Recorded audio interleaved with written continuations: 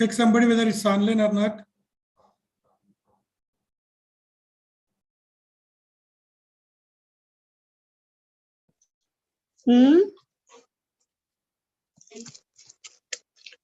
Pardon?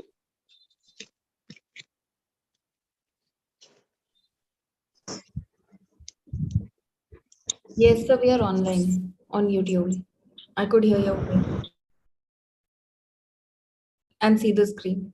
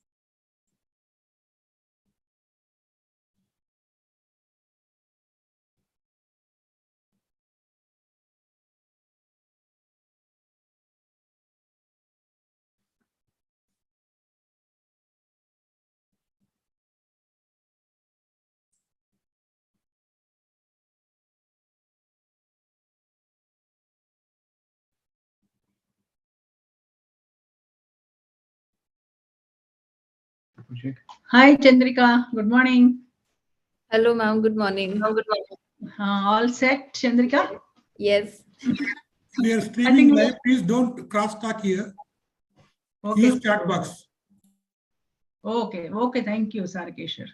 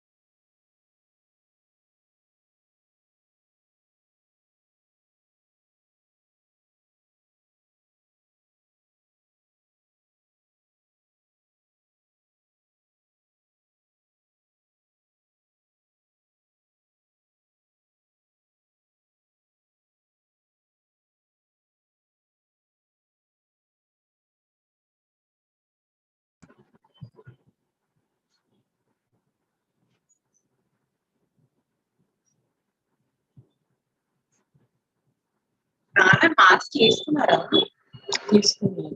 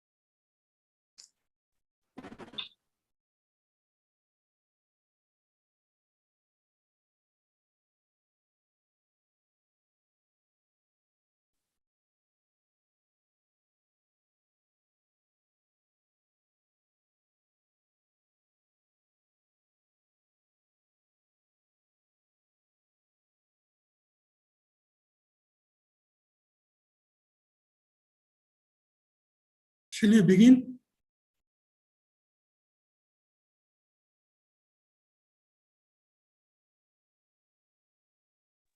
Yes, sir.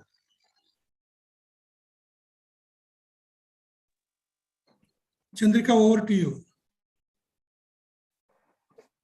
We are ready to begin now.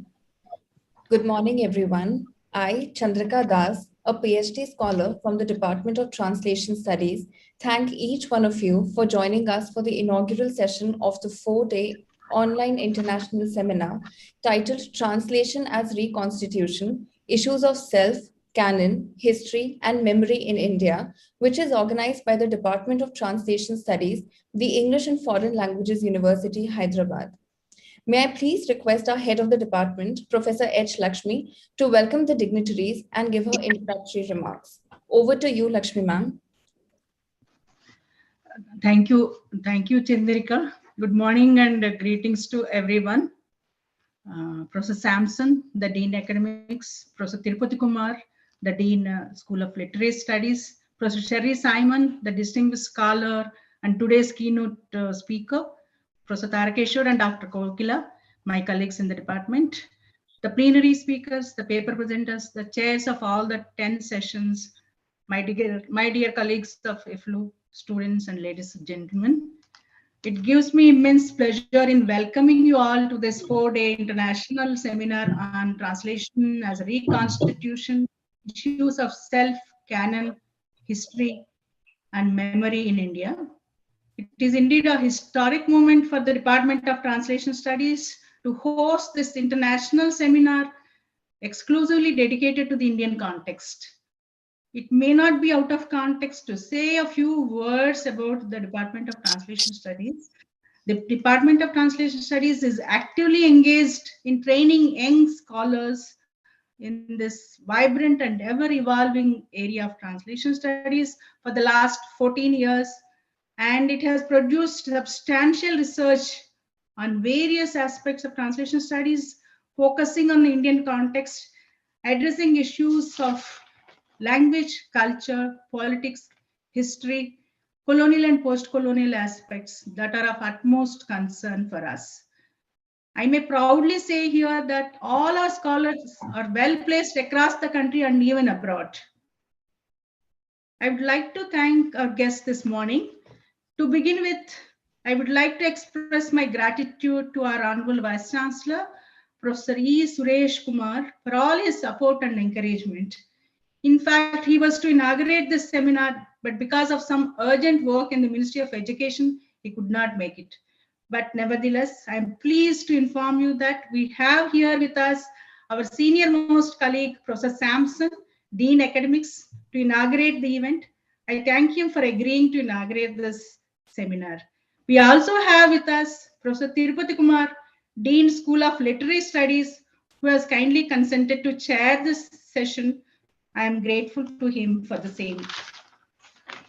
Now I thank from the bottom of my heart our keynote speaker this morning, Professor Sherry Simon, Professor, Department of French Studies, Concordia University, Montreal, Canada. She needs no introduction to this audience. She is a leading theorist who is well known through her several influential works, particularly her magnum opus, Gender in Translation, published in 1996. In fact, this was the first major work that addressed the feminist issues surrounding translation studies and firmly established the interface between gender studies and translation studies and paved the way for further exploration of this interesting area of research. A little later, we are going to bring you a short AV introducing her in more detail. I may inform you here in this context, for our convenience, Professor Sherry Simon has put herself to so much inconvenience as it is midnight her time in Canada. Thank you so much, ma'am. We are really honored to have you with us this morning. We are also grateful to the 4 distinguished plenary speakers, Professor Dorothy Figuera from the University of Georgia, Professor Harish Trivedi, retired Professor of English from University of Delhi, Professor Velcher Narayan Rao Garu, retired professor from Wisconsin, USA, and Professor GJV Prasad, retired professor from JNU, New Delhi. All these are eminent academics, writers, scholars, and poets. I thank them all for honoring us by agreeing to deliver plenary talks.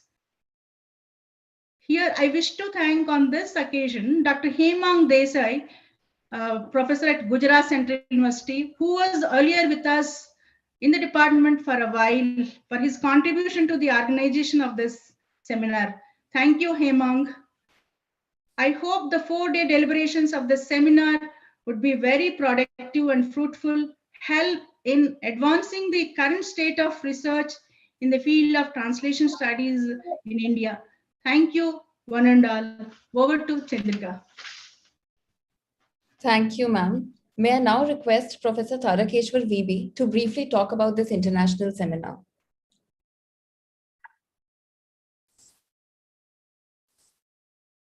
Sir, you are on mute.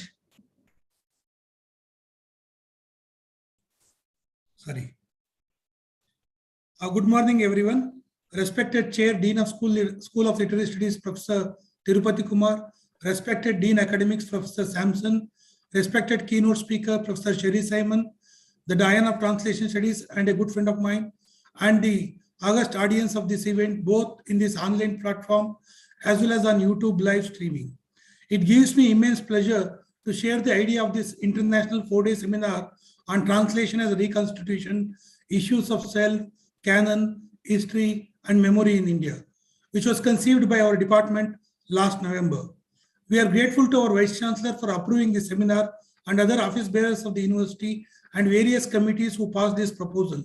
As a result, we have here a distinguished keynote speaker such as Professor Sherry Simon and 4 eminent plenary speakers, Professor Dorothy Figueroa, Professor Harish Trivedi, Professor Velcheru Narayan Rao, and Professor GJV Prasad, who are all distinguished scholars in the field of translation as well as translation studies. So apart from this, we also have 40 papers being presented on various issues related to the theme of the conference. And last but not the least, more than 600 interested audience scholars are watching it and debating it on the online platform. When we conceived this seminar, we deliberately kept the theme not very narrow in focus in order to include the current concerns in the field of translation studies as well as the issues being debated in literary studies, to explore the role played by translation in those issues or how those issues impact the translation scenario. We received nearly 100 abstracts and it was a tough call to choose just around 40 out of them. We couldn't include the other abstracts, not because they were not good, but the criteria that we adopted was on whether they were focusing enough on the role of translation or impact on translation scenario. Otherwise, those abstracts were also good and related to the issues that we are currently debating.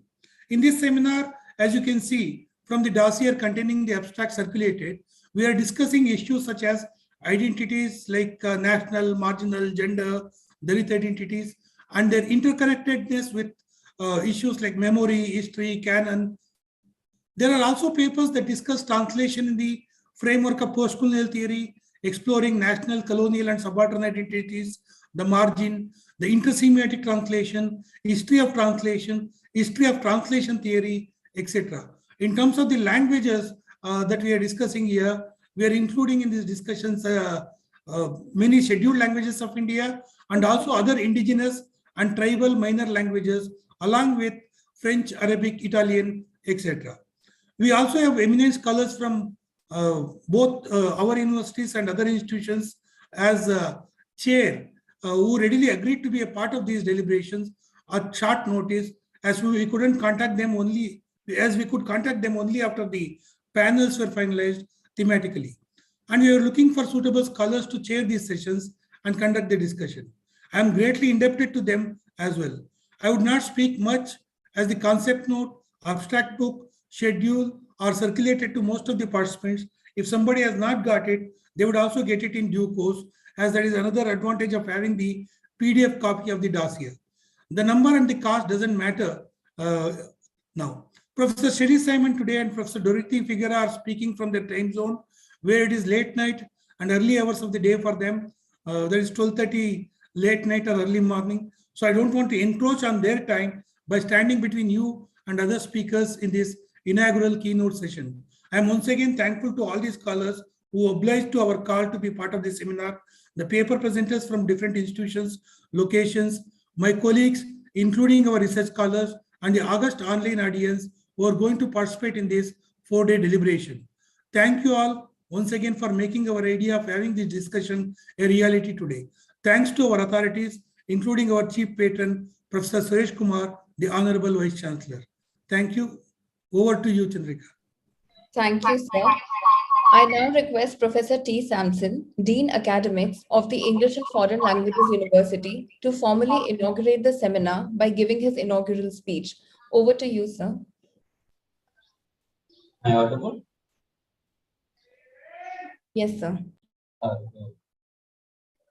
Professor Tirupati Kumar, Dean, Literary Studies, Professor Tarakeshwar, Professor Shevi Jimon, Professor Figuera, Professor Lakshmi, dignitaries on and off the virtual dais, paper presenters, attendees, research scholars of EFLU and other universities and institutions.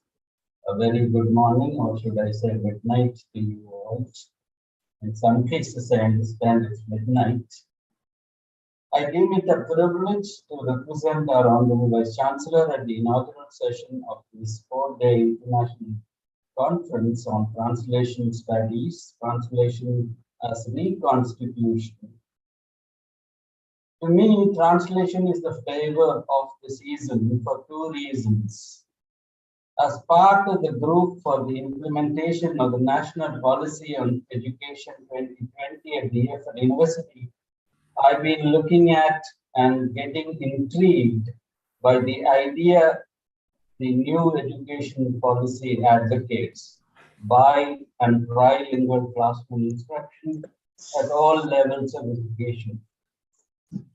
Concerned as I am with the issues in my own discipline, I've been wondering what it would take to translate Lacan, Derrida, Lyotard, Deleuze, and other contemporary thinkers into, say, Malayalam, Tamil, Telugu, or Hindi.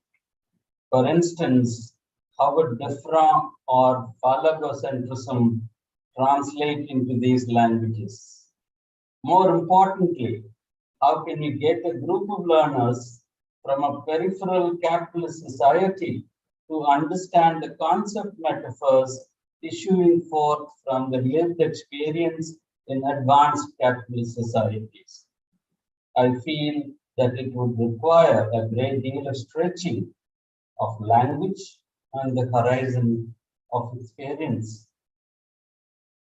Secondly, we at the EFL University are in the process of offering courses in several foreign languages online, and as the medium of instruction is English, reviewing of utterances used in these languages in interactions and transactions compels one to reflect on the way human reality is shaped and expressed through diverse language families.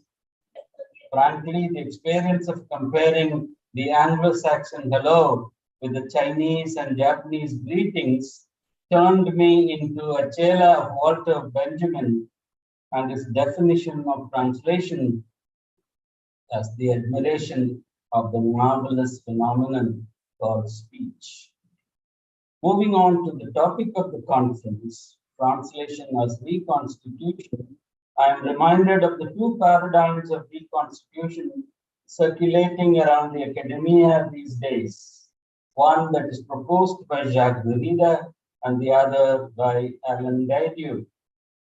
Derrida sees reconstitution as the act of weaponizing play, which involves reversing the hierarchized binaries in the realm of being and meaning, playing with binaries in order to turn reality inside out to show the process by which reality is constructed. Derrida, I think, exploits the resonance of the term bricolage, a major hobby among the French, to suggest that sustained efforts at understanding the reality-making process, starting with the self, should acquire the connotation of the pleasures of game and hobbies. If freedom from hegemony and other forms of oppression is to be obtained. So play is the way forward for Derrida, and weaponizing play is the way we reconstitute the society and the reality that we experience. Badiou, on the other hand, sees reconstitution as subsequent symmetrization. To Badiou, the difference has to be first acknowledged to the extent of endorsing the valorization of certain limbs of the binaries before the pair of opposing terms is brought on a level plane. The trick he perhaps has borrowed from Hegel with his master-slave relation. This subsequent symmetrization would lead to the emergence of the universal that subsumes the binaries. So there are two models we have, maybe many others too.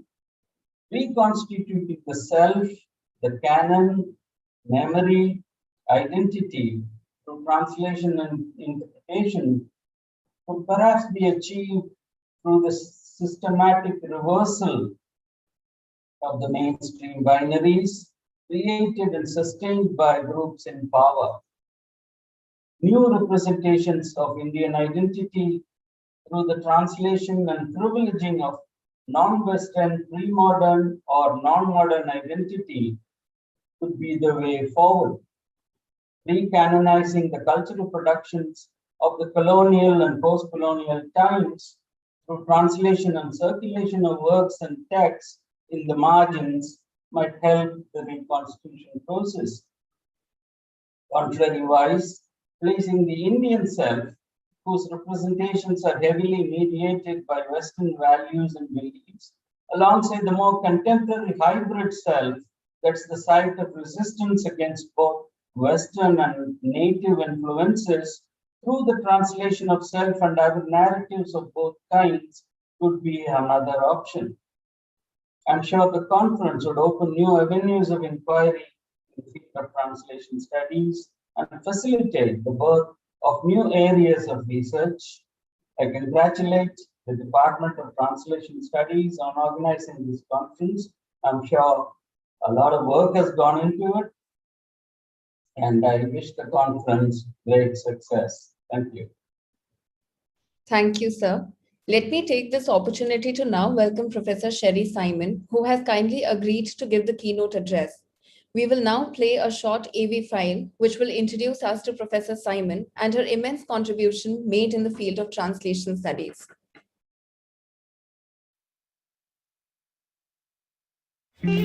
Dr. Sherry Simon is a professor at the Department of French Studies at Concordia University, Montreal, Quebec, Canada. She has also served as Director of Interdisciplinary PhD in Humanities Program of Concordia University from 1995 to 2000. She was a visiting professor in the Department of French, University of Richmond, Virginia. She was the invited professor in the summer school Martin Luther University at Halle-Wittenberg, English Department of Jadavpur University, Kolkata, and NIDA Translation Studies Summer School, Misano, Italy. In 2017, she was appointed as an Associate Faculty of NIDA Translation Studies Summer School, Misano, Italy. Also, she held the position of Canada Research Chair in Translation and Cultural History at the York University. Currently, she is a member of the Royal Society of Canada and a Killam Research Fellow.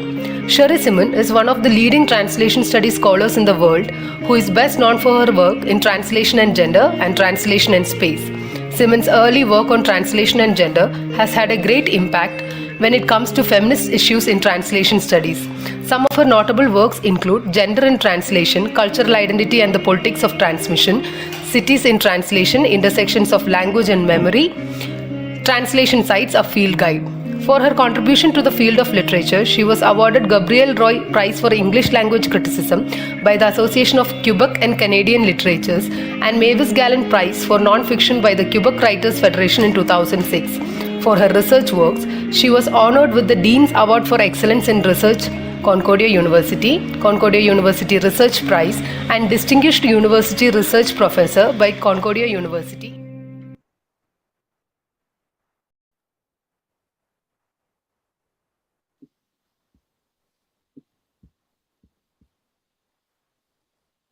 Thank you, Ramakrishnan. May I now request Professor Sherry Simon to take over? Yes, thank you. Excuse me. I'm overcome with emotion. Thank you so much for that very lovely introduction. Thank you to everyone who has helped to organize this conference. And I'm very, very honored to be speaking to you today. Can I just check that you can hear me well? Is the sound okay? Yes, please. Great. Thank you very much.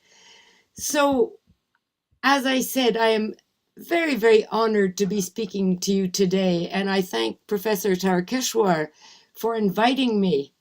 And I salute my fellow speakers, whose work has been extremely inspiring to me, as to many others. Among them, good friends whom I have not seen for far too long, like Prasad and Harish Trivedi. So, hello to you. My main theme today will be translation and memory, drawing on my most recent work of what I call translation sites.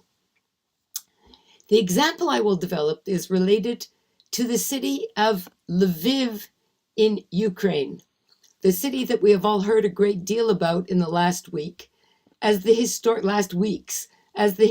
beautiful city in the western part of Ukraine, which so far has been largely spared the attacks of Russian artillery and has served as a place of refuge for thousands of Ukrainians displaced from their homes in the east. But as I hope will become evident, the interrelationship among translation, materiality, and memory, increasingly of interest in translation studies, is relevant to any place which has experienced struggles over language and its power to occupy space, to publicly mark possession. And of course, that includes India. The materialities of translation, the way that translations come into being through the specific context from which they emerge, from writing and printing materials to relationships with publishers, to living conditions within specific cities, were realities I became especially aware of in India. My last visit to India was in 2018, when I attended a seminar at EFLU and was very lucky to be part of the Hyderabad Literary Festival organized by Professor Vijay Kumar. My occasional visits to India have always been extraordinarily stimulating. But it was during the late 1990s and early 2000s that I was able to spend extended periods of time in India. This was an exciting time for translation studies. I learned much from remarkable Indian scholars. India is often called a natural translation zone because of its multiple languages and cultures. But just as important to the culture of translation is the strong intellectual tradition that drives and gives meaning to translation practices. The 1990s saw landmark studies, Tejaswini Niranjana's Citing Translation from 1992, Harish Trivedi's Colonial Transactions from 1993. They joined an already rich body of writing about translation in India, enhanced by subsequent writers, and this is no particular order: Sujit Mukherjee, P. Lal, A.K. Ramanujan, Vinay Darwadkar, Ayappa Panikkar, Shivaram Padikal, Shukanta Chowdhury, G.N. Devi, Rita Kotari, Vanamala Visvanatha. Questions of translation were prominent in public debate, in newspapers as well as academic and literary journals. Post-colonial studies were on the rise, and translation studies offered a key to understanding the relationship between colonized cultures and the metropolis, and more broadly to the status of English. What were the questions that were being talked about? Was English the language of the colonizer, or rather a new means of expression for Indian culture itself? Was Indian literature in English gaining stature at the expense of Indian languages, which remained largely untranslated? Gender and caste were also key social and pedagogical issues, and translation was also an important lens for exploring these questions, showing how language invariably perpetuates the legacy of inequality.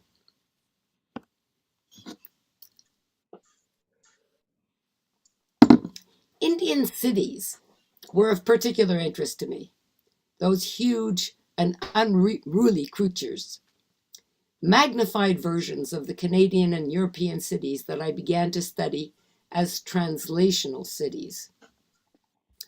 All cities are translational, I argued, because there is no such thing as a monolingual city. It's through translation that citizens agree on a common language of discussion and debate.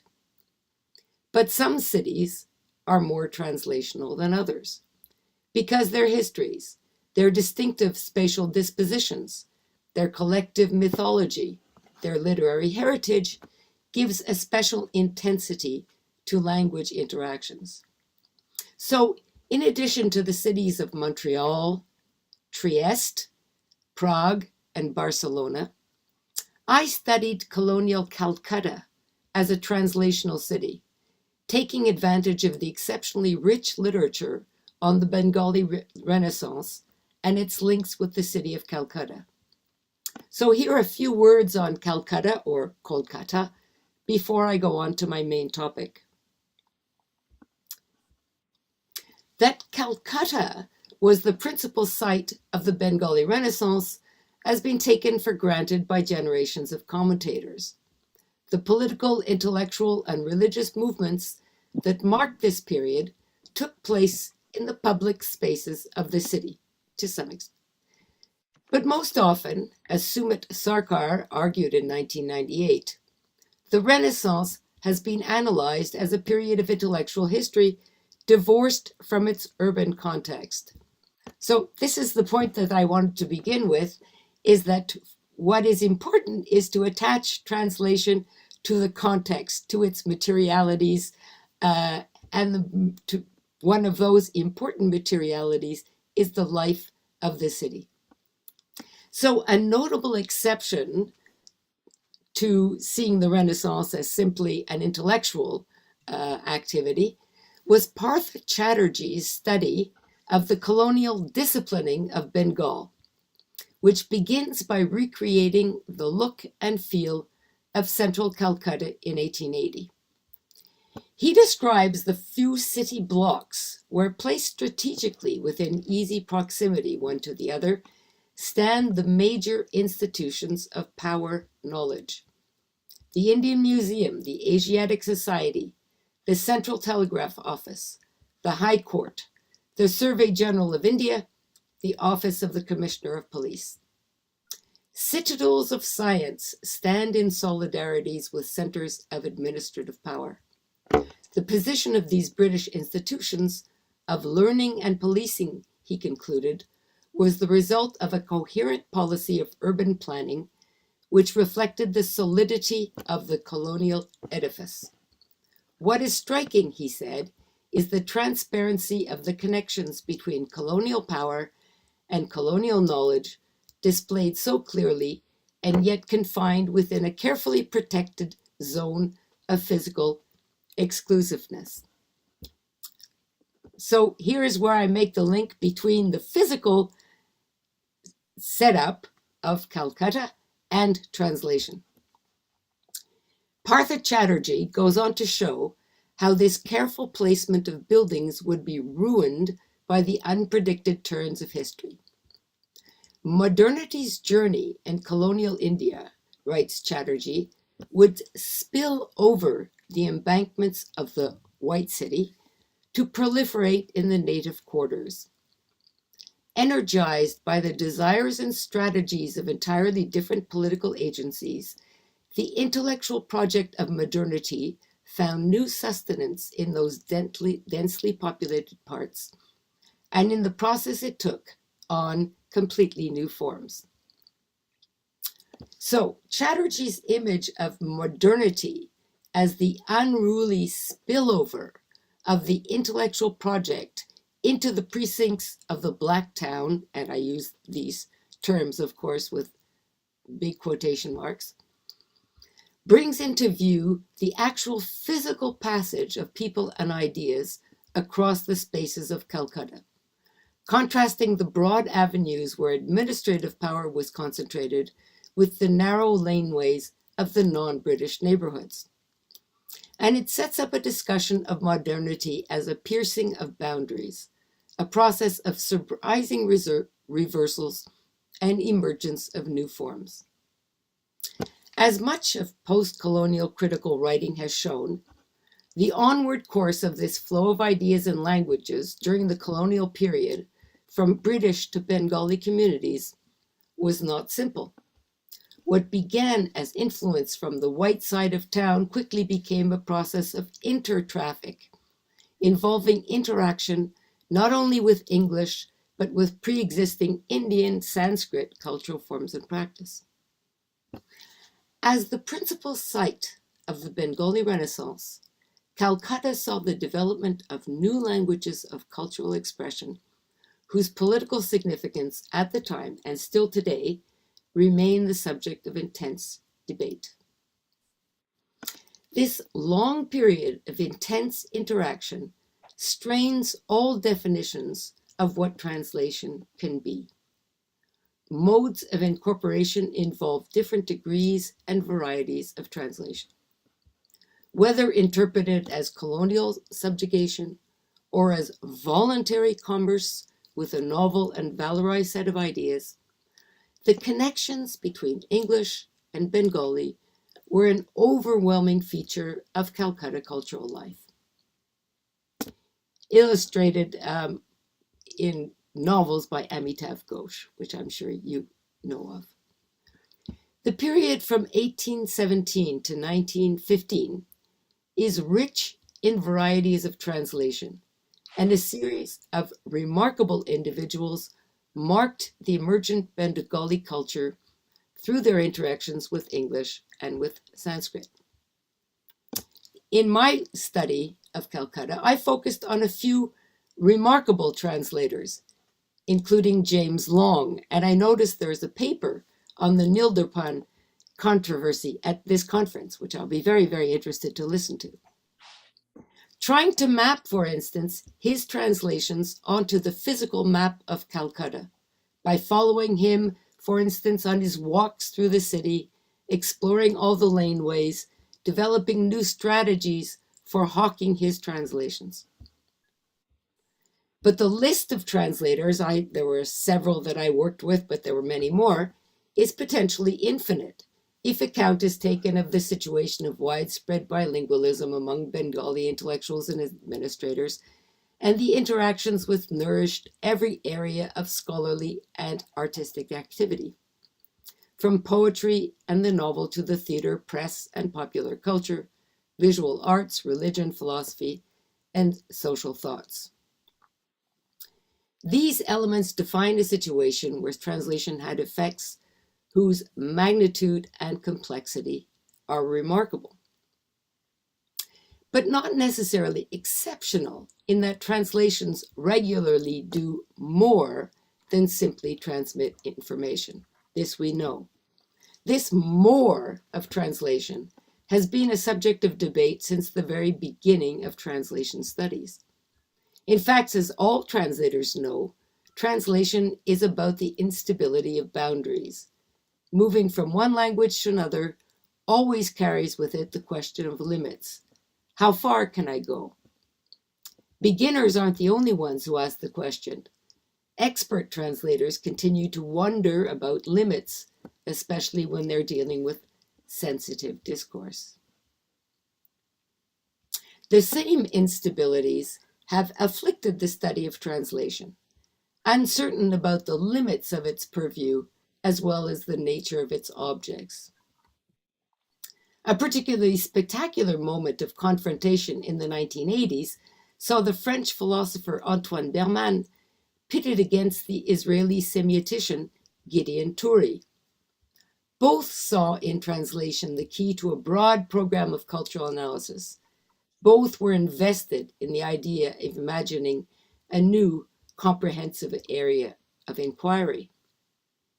On the one hand, Berman was engaged in a historically informed hermeneutic program, saturated in French psychoanalytic thought, aiming to gain an understanding of the way translation materializes the relationship between self and other, between the local and the foreign.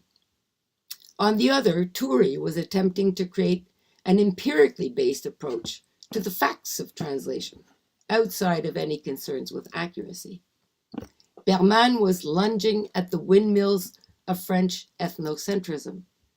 Toury was integrating into serious academic discussion the libraries of translations which were building a new Israeli literature. It could be said that Western translation studies were built on the double and conflicting legacy of these two thinkers, on the combination of philosophical and empirical perspectives. The last 2 decades of work in the field have seen a spectacular fragmentation of studies, which show how fundamentally the translation perspective sheds lights on ideas and practices. But the rift between Berman and Toury, I think, remains foundational.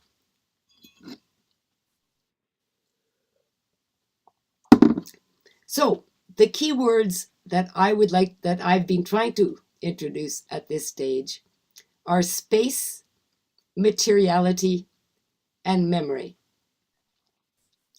And I'm trying to link these to my early and very exciting encounters with translation studies in India, with Indian cities, the city of Calcutta, and showing how mapping translation onto spaces inevitably means that we have to question not only space itself, but what translation means.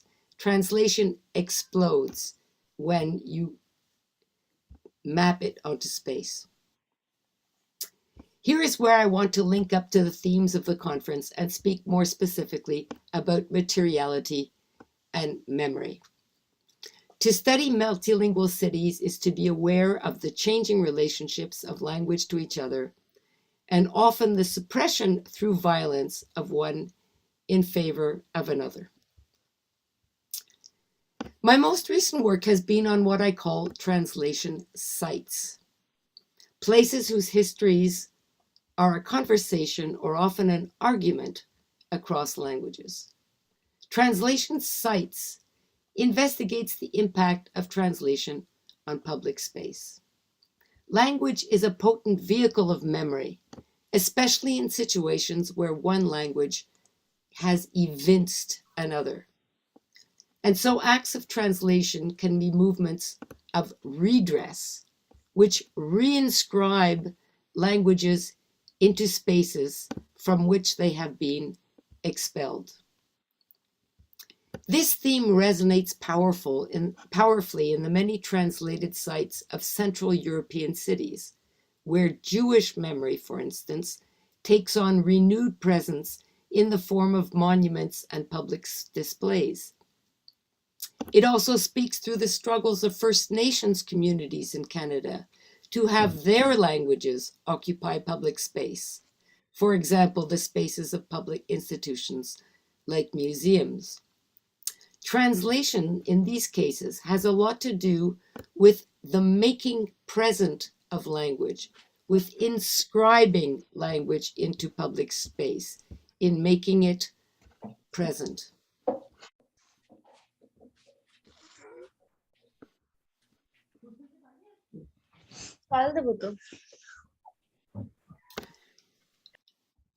Each of the short chapters of my book on translation sites examines places like hotels, bridges, towers, through a different question related to translation.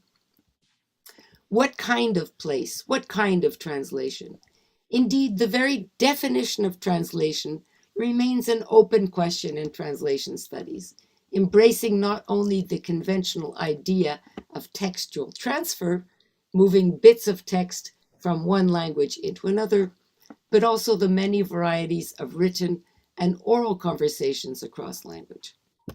The question of who translates has also become more complex. In my book, for instance, the author of a translation might be a political regime, or an institution, or a social movement. In a city whose language is changed through violent takeover, as was the case following World War I, following World War II, you could say that the translator is history, or the translator is the force of violence. Translation sites are often located in border zones where the wounds of history are still legible. One of the formative geographies for my project was the linguistic landscape of Eastern Europe, shaped by a succession of political regimes. For the cities of Central Europe, translation in the 20th century was a form of violence. Their very names reflect successive takeovers. I'm going to be talking about a city called Lemberg, whose names were Lemberg, Lviv, Lvov, Lviv, Danzig, Gdansk, Vilno, Vilno, Vilnius, Chernovitz, Chernauchi, Chernivtsi. Each variant of the city name stands for a new regime of political and linguistic power. And of course, you know in India that the renaming of cities from Calcutta to Kolkata, Bengaluru, etc., also testifies to a different kind of influence, maybe not a violent takeover in the way we're talking, but all the same, an ideological transformation. Entangled in the transformations brought about by the fall of the Habsburg Empire, 2 world wars, and the end of communism, the cosmopolitan cities of Central Europe fell prey to many forms of translation. But translation is a pendulum. This is one of the main points I'm going to make. The backswing recalls the violence of voices suppressed. The forward swing embraces the struggle to reanimate and reinstate those languages and the worlds they contain. Each of the cities that I'm discussing, and I'm sure the cities of India as well, has what are called ghost signs, glimpses of languages that resurface under the crumbling brick of a shop's facade, announcing products to customers long gone. Messages from another time. They recall populations who have been expelled or annihilated. They also gesture towards acts of rememorialization, such as the Space of Synagogues in Lviv, where the words of the city's Jewish population can be read again, summoning back the lost sounds of sidewalks. Disappeared languages are reinserted into public space through the collective activist work of memory. So now I want to take you to this site that I would like to explain to you, and I'm going to now share my screen to show you briefly some images. All right, can you see my screen?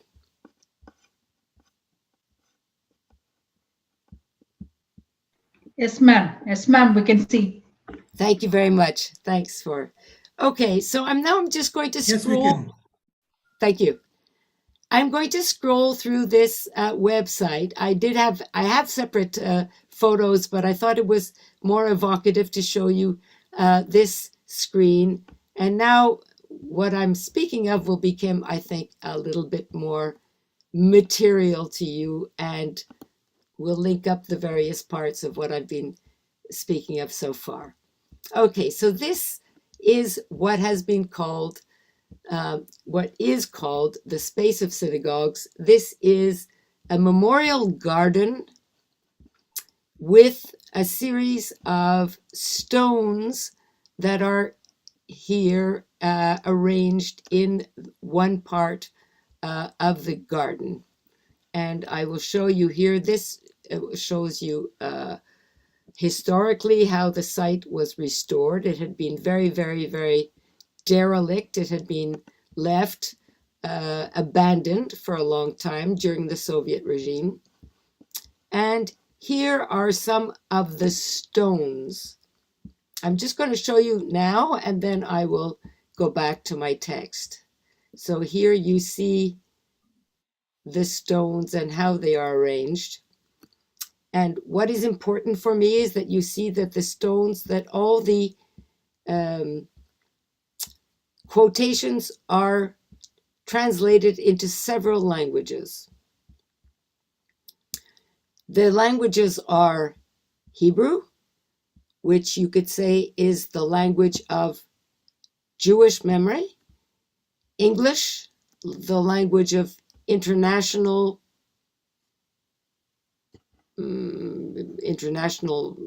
tourists or international memory, Ukrainian, which is the language of this home space, the space of Lviv, and here actually I believe it's French. I can on this one, and I will explain that in a moment.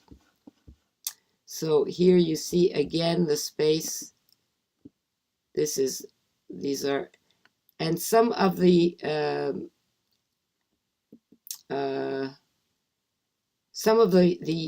stones have images on them.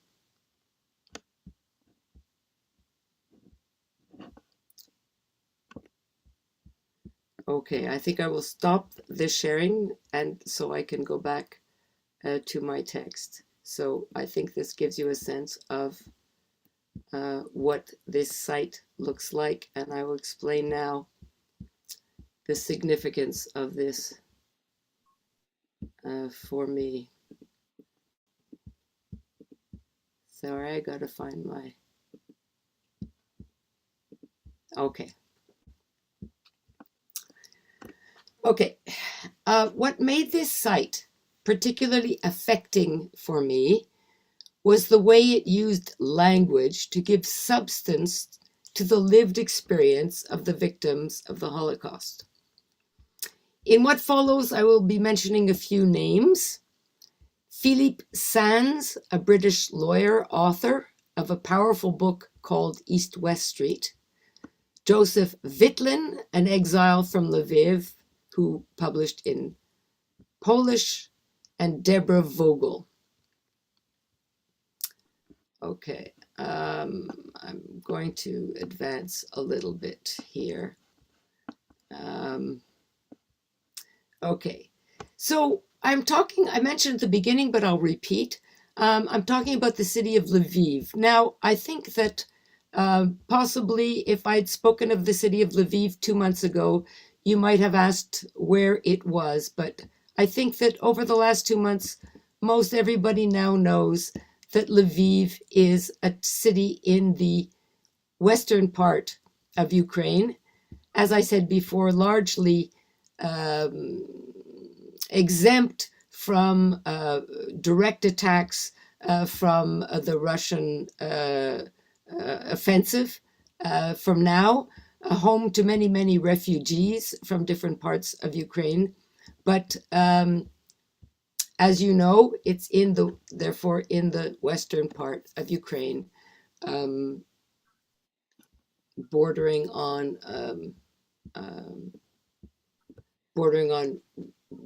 Central Europe. Okay, today's Lviv has been called Leopolis, Lemberg, Lvov, and Lvov.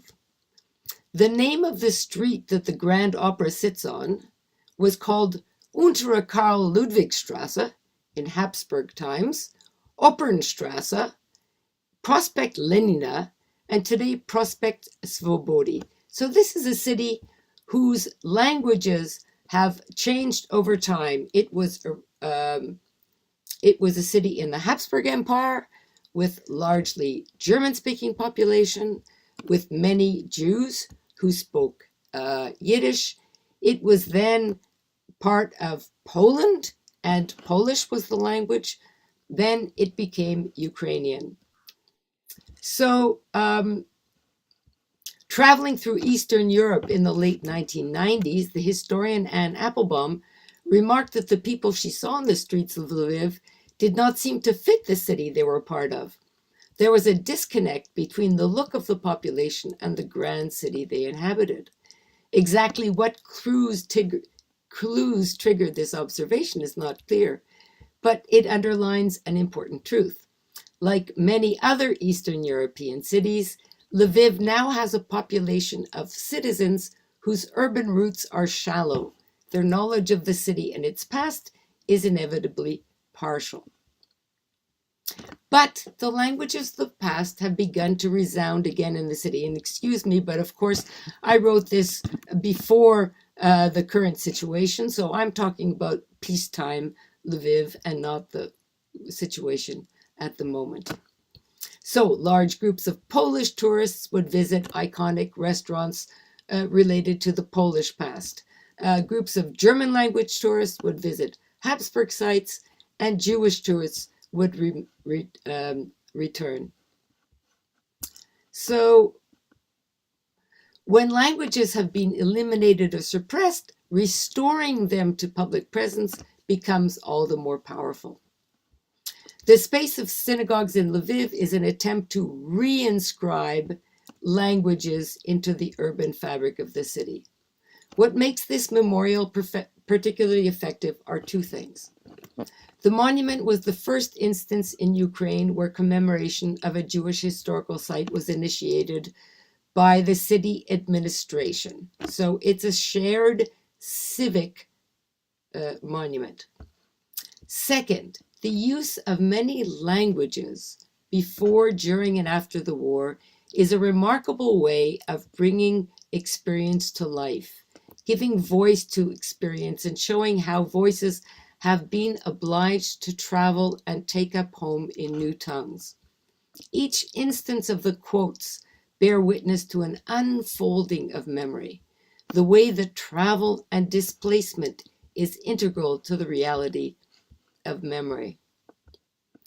Okay, I realize that I'm probably taking a bit too much time, so I will get directly to this monument and why it interests me and why I associate it to the importance of understanding how materiality and memory are linked through translation. At the center of the Space of Synagogues is a row of 39 stone tablets. They resemble tombstones. Some are imprinted with images. Others are engraved with quotations. So it's these quotations that are so affecting. These quotes take visitors on a physical journey as they walk among the stones, and an emotional journey as they absorb the dramas of history. In order to see the images and read the text, visitors are required to bend down, to move between the stones, to make an effort to enter into these testimonies. Each quotation is in its original language and then supplemented by English, Hebrew, and Ukrainian translations. So the quotation is either in German, Hebrew, Yiddish, Polish, Russian, Ukrainian, Dutch, and French, in the language in which it would have been spoken by the person who said it, and then translated. The fragments of language evoke both ordinary and extraordinary events. They recall daily life in Lviv before the war, when its many populations shared the spaces of sidewalks and cafes, as they evoke the events of the war and the Holocaust. Each layer of translation carries additional kinds of information, takes the information to a new place. Let me give just one example. I'm going to start with just this one example. There's a quote from a woman named Inka Katz, which was first published in the book by Philippe Sands called East-West Street.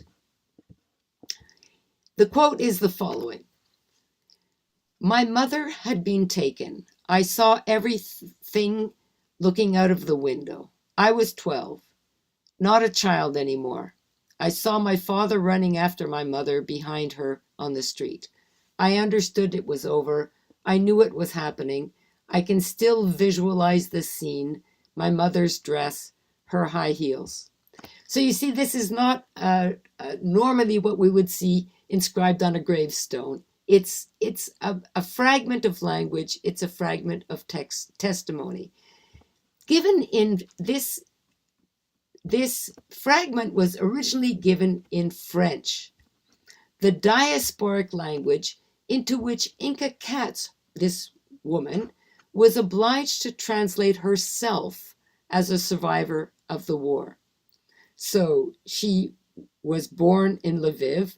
Her first language would have been Yiddish. She would have known Polish, but as a survivor of the war, she went to France and she gives her testimony in French. Katz's quote is also rendered in English, Ukrainian, and Hebrew. The languages create a circle of transmission from the tongue in which the event took place to the new language of the place where it happened, to the new lived language, to the languages of international memorialization.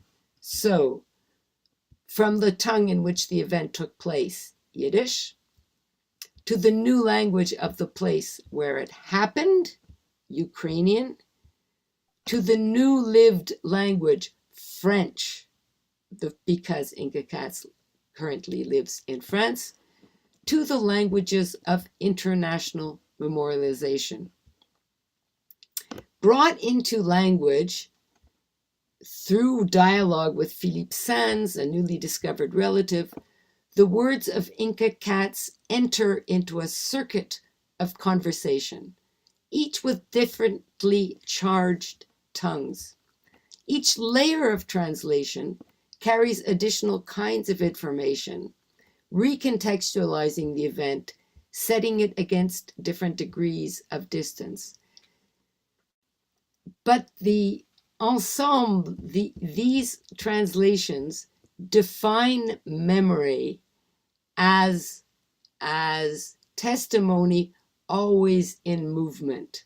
This doesn't mean that memory is not accurate. This does not mean that we don't remember, that remembering in more than one language means that a memory is false or incorrect. No, no, no. It simply means that memory is always being reenacted as it is transmitted across generations, across languages. One fact which is of particular interest is that, for instance, we know that the language of memory, international memory, has become English. So if we think about the heritage of the Holocaust in general, we know that the Holocaust took place in many, many languages, but English was not one of those languages. On the other hand, much of the memory of the Holocaust today resides in English. It has been, in order to remain alive, it has been constantly translated.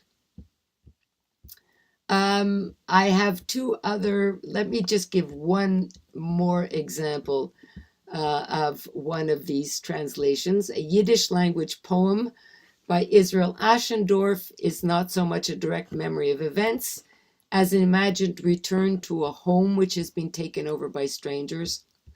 What more disquieting a feeling than to imagine your own house and find it occupied by people with whom you have no links, and who sleep in your bed and cook in your kitchen. The house that this dreamer returns to has foreign food on the table and foreign religious icons on the wall. And this is the poem. The house will probably be the same. I will push the door. Neighbors will come by, but of my relatives, none. I will see the old furniture used by new people. In the bed will sleep strangers, foreign food on the table.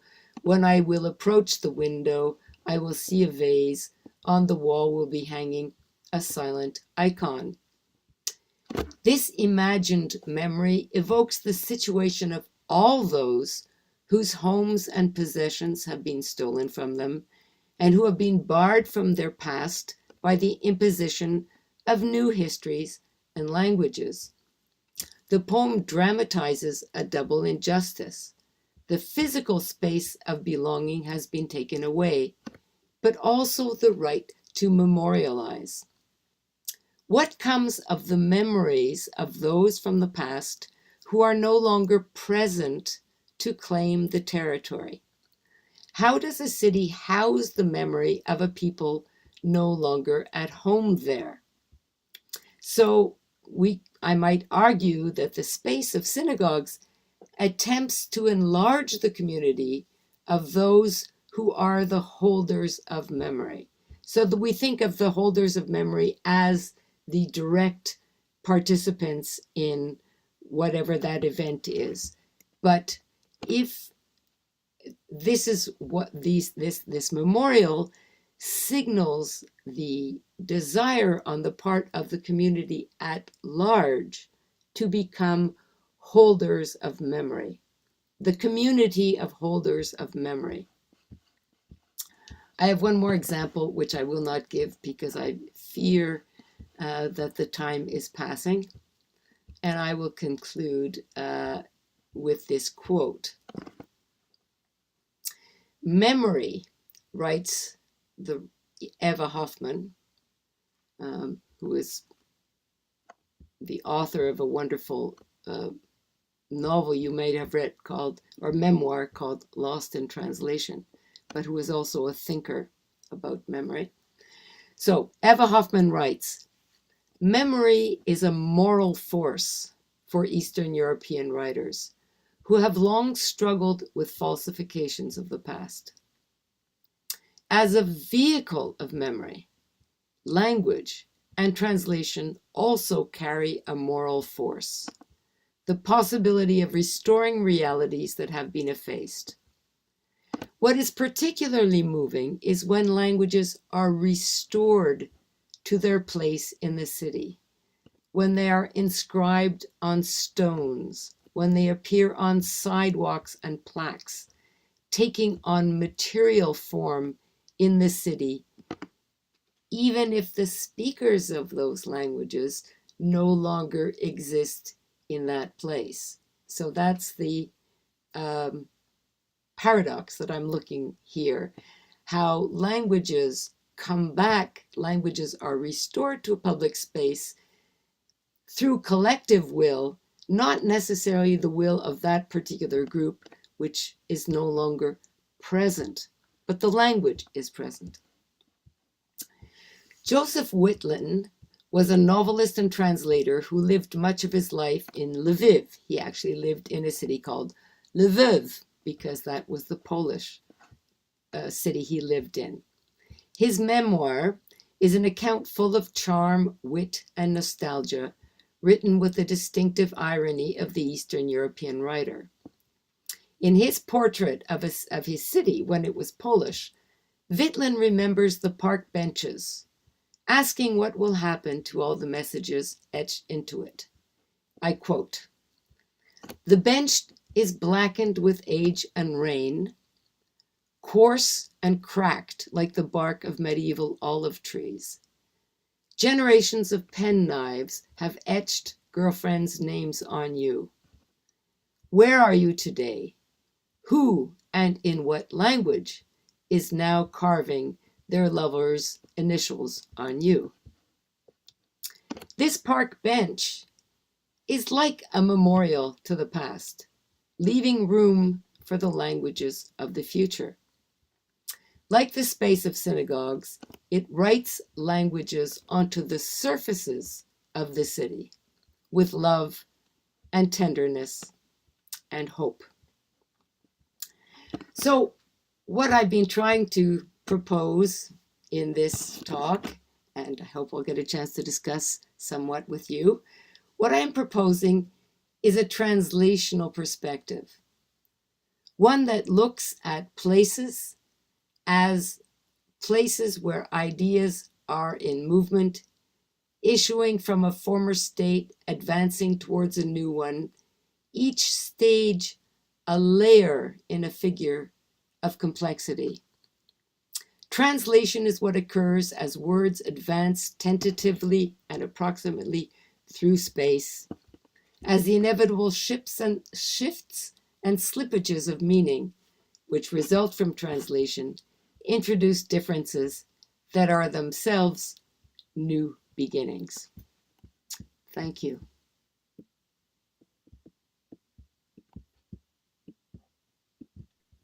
Thank you, ma'am, for sharing your knowledge with us. May I now request Professor G. Tirupati Kumar, Dean, School of Literary Studies at the EFL University and the chair of the session, to say a few words.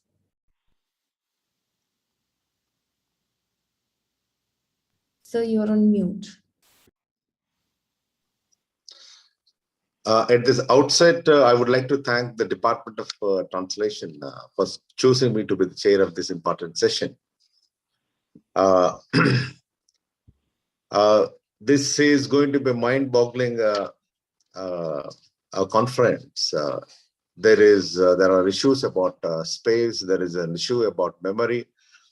There is now Professor Simon has introduced materiality. I think the conference began with a great note. It has thrown several questions open now. Language is a perpetuator of inequalities. Language also has the ability to bargain for a space for equality. That also Professor Simon very, very indirectly spoke when she went on talking about Jewish synagogues. Translation is a very important tool. Most of Indian languages, as she rightly introduced, said, or have some kind of a connection with Sanskrit language. That is a well-known fact. But what is the connection that Sanskrit language has with Pali and other Brahmic languages? That is one of the important sites which the many translators have ignored so far.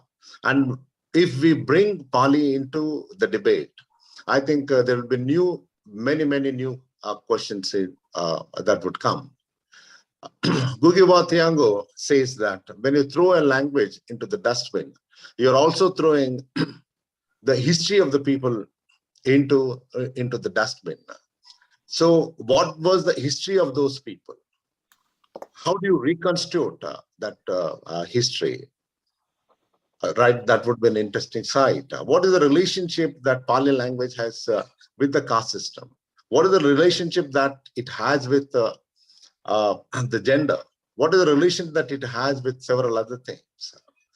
I'm sure a place like Hyderabad, which is known for multilingual, multiculturalism, multilingual. So here we have people who are from Maharashtra, who speak Marathi, who speak Kannada, who speak Tamil, who speak several other languages. And there should be a dynamic interaction with this between these languages.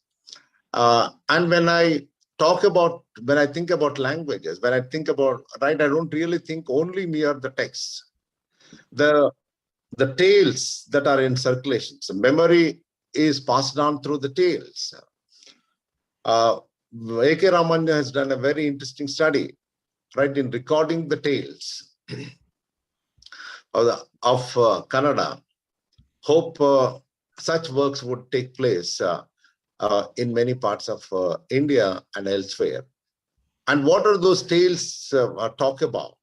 And when you translate those Kannada tales into English, when you translate the Telugu tales into English, what do they really convey? Do they think of a discourse which is very alternative or which is destabilizing? That would be very, very interesting. Memory is very important. Jewish communities have been fighting to retain their memories, but unfortunately, there are many, many communities in the world, the Black people, the Dalits in India, and many women, they have not really come to the center stage to argue for a space of equality. Hope this conference will think about these ideas too. I thank Professor Sherry Simon for a wonderful lecture. Thank you very much. Thank all the colleagues, researchers, scholars for giving me this opportunity. Thank you. Thank you, sir. I now invite Dr. K. Kokila to propose a formal vote of thanks on behalf of the department.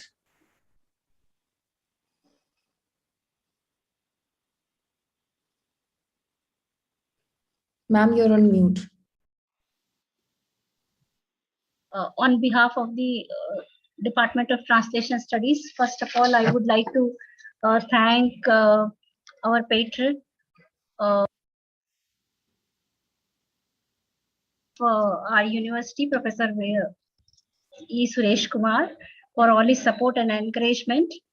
And we are grateful to our Dean Academics, Professor Sampson, for kindly inaugurating this session and this seminar as well. And we express our gratitude to our Dean, School of Literary Studies, who has readily agreed to chair the inaugural session. And we are greatly honored and indebted, rightly, actually.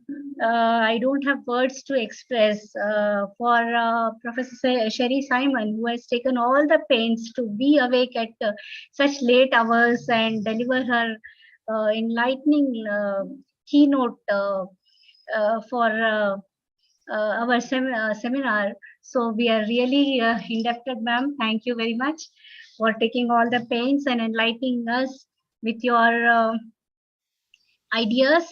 And I thank our head of the department for introducing and welcoming the dignitaries. And I also thank Professor Tarkeshwar for introducing the seminar. And thank you everyone, all the participants and scholars from the university and faculty members from our university and other universities. Thank you all. Thank you very much. Thank you, ma'am. We will now begin our first session in a while. I request Shilpa to please take over.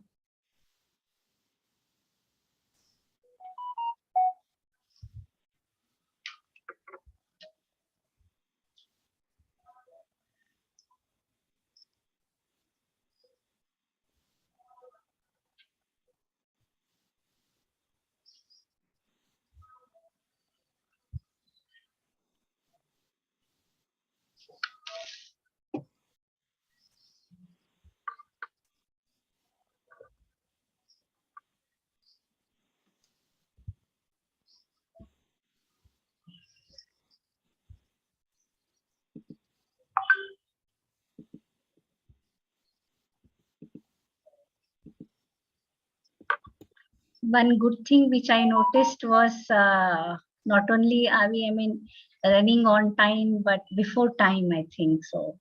Despite such wonderful keynote and other addresses.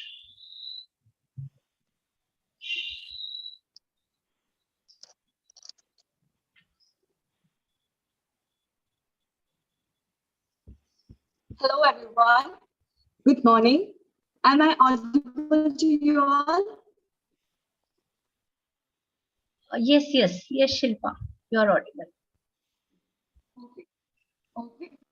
So, good morning once again. Welcome go to the ahead. first paper presentation session of the online international seminar titled Translation as Reconstitution, Issues of Self, Canon, History and Memory in India, conducted by the English and Foreign Languages University, Hyderabad.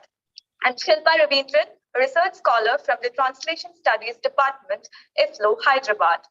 Our first session is titled Gender and Translation, and it's chaired by Dr. Ivy Imogen Hanstock, currently employed as an associate professor at the Department of English, Jamia Millia Islamia, New Delhi.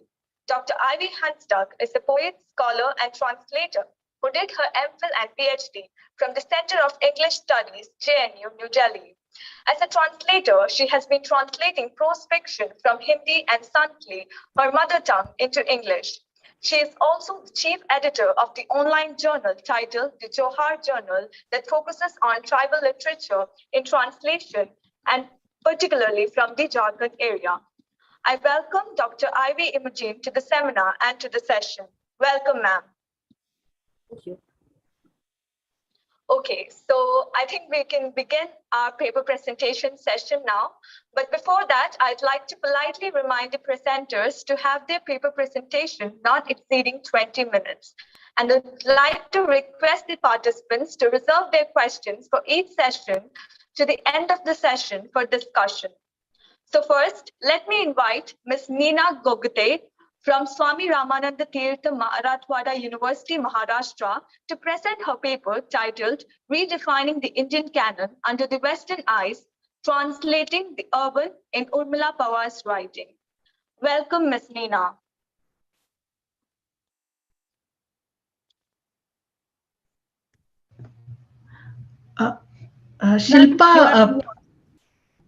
Shilpa, you have to invite the chair. Chair will invite the paper presenters. Shilpa.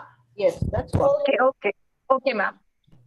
Okay, so I welcome Dr. Ivy Imogen Hanstock to chair the session. Welcome, ma'am. Over to you. Thank you. Thank you. Okay. It's a great pleasure to be chairing this session, and I'm looking forward to a very interesting time during the discussions that follow. Now, in the first session, the theme of the first session is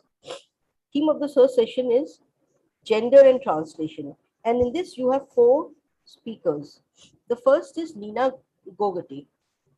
And she is going to speak on redefining the Indian canon under Western eyes, translating the urban in Urmila Pawar's writing. So now I invite, I think the key, the bio note is not given to me. So therefore that will be supplied by the person who is in the Chandrika Das, the person who's anchoring. Okay.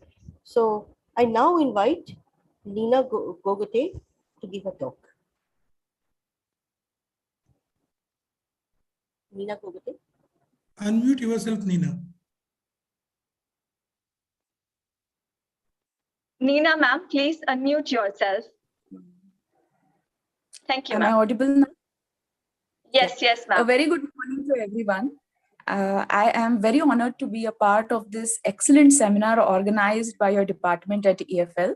So first, I would like to thank the organizers for this seminar.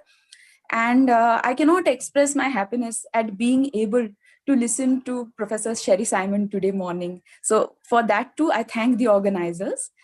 And I just have one request that in case there is an internet issue at my end, would you please allow me to switch off my video so that my audio is clear? Sure, no problem. Yes, sure. Yeah. So if I'm not audible properly, please let me know. I will switch off my video at that time. We'll let you know. Sure. Yeah, sure. I'm assistant professor at Swami Ramananda Tirtha Marathwada University, Nanded. And I'm also a translator working with the languages of Marathi, English, and French. My today's paper is focusing on the work that I myself have done in the field of translation. The title is Redefining the Indian Canon, Translating the Urban in Urmila Pawar's Writing. From the last decade of the 20th century, we see an ever-increasing number of Indian texts appearing in translation in European languages, in addition to translation into other Indian languages and English. This can be attributed to the rise of post-colonial literature and the shift away from Eurocentrism in theory as well as literature. In the international context, translation activity has focused more critical attention on the multiplicity of linguistic, stylistic, cultural, and political voices from India, providing an opportunity to break away from existing linguistic and cultural hegemonies associated with the Indian and international canons. Over the past 2 decades, there is increased activity of translation of women's writing from across India into major international languages. It is observed that through translation, not just texts that have become an established part of the Indian canons, but also those that are still comparatively marginal, either geographically, linguistically, or thematically within it, have become part of the international discourse on literature, translation, and culture. Dalit women writers are one such group that has been the focus of much international attention in the past 2 decades. We observe that much academic scholarship focuses on the autobiographical writings of Dalit women writers and on the themes of discrimination, exploitation, identity, and protest of Dalit women. For example, Babitai Kamre's Prisons We Broke or Shantatai Kamre's Kaleidoscopic Story of My Life, along with other Dalit women's autobiographies, have been the subject of innumerable academic studies. That is not to say that Dalit women's writing has not been explored from other perspectives as well. However, it would not be wrong to say that much of this scholarship focuses on the aforementioned themes. As Sharmila Rege points out in her book, Dalit women are not so much a homogeneous category in themselves. Their writings are diverse, marked by distinct geographical, cultural, and political periods.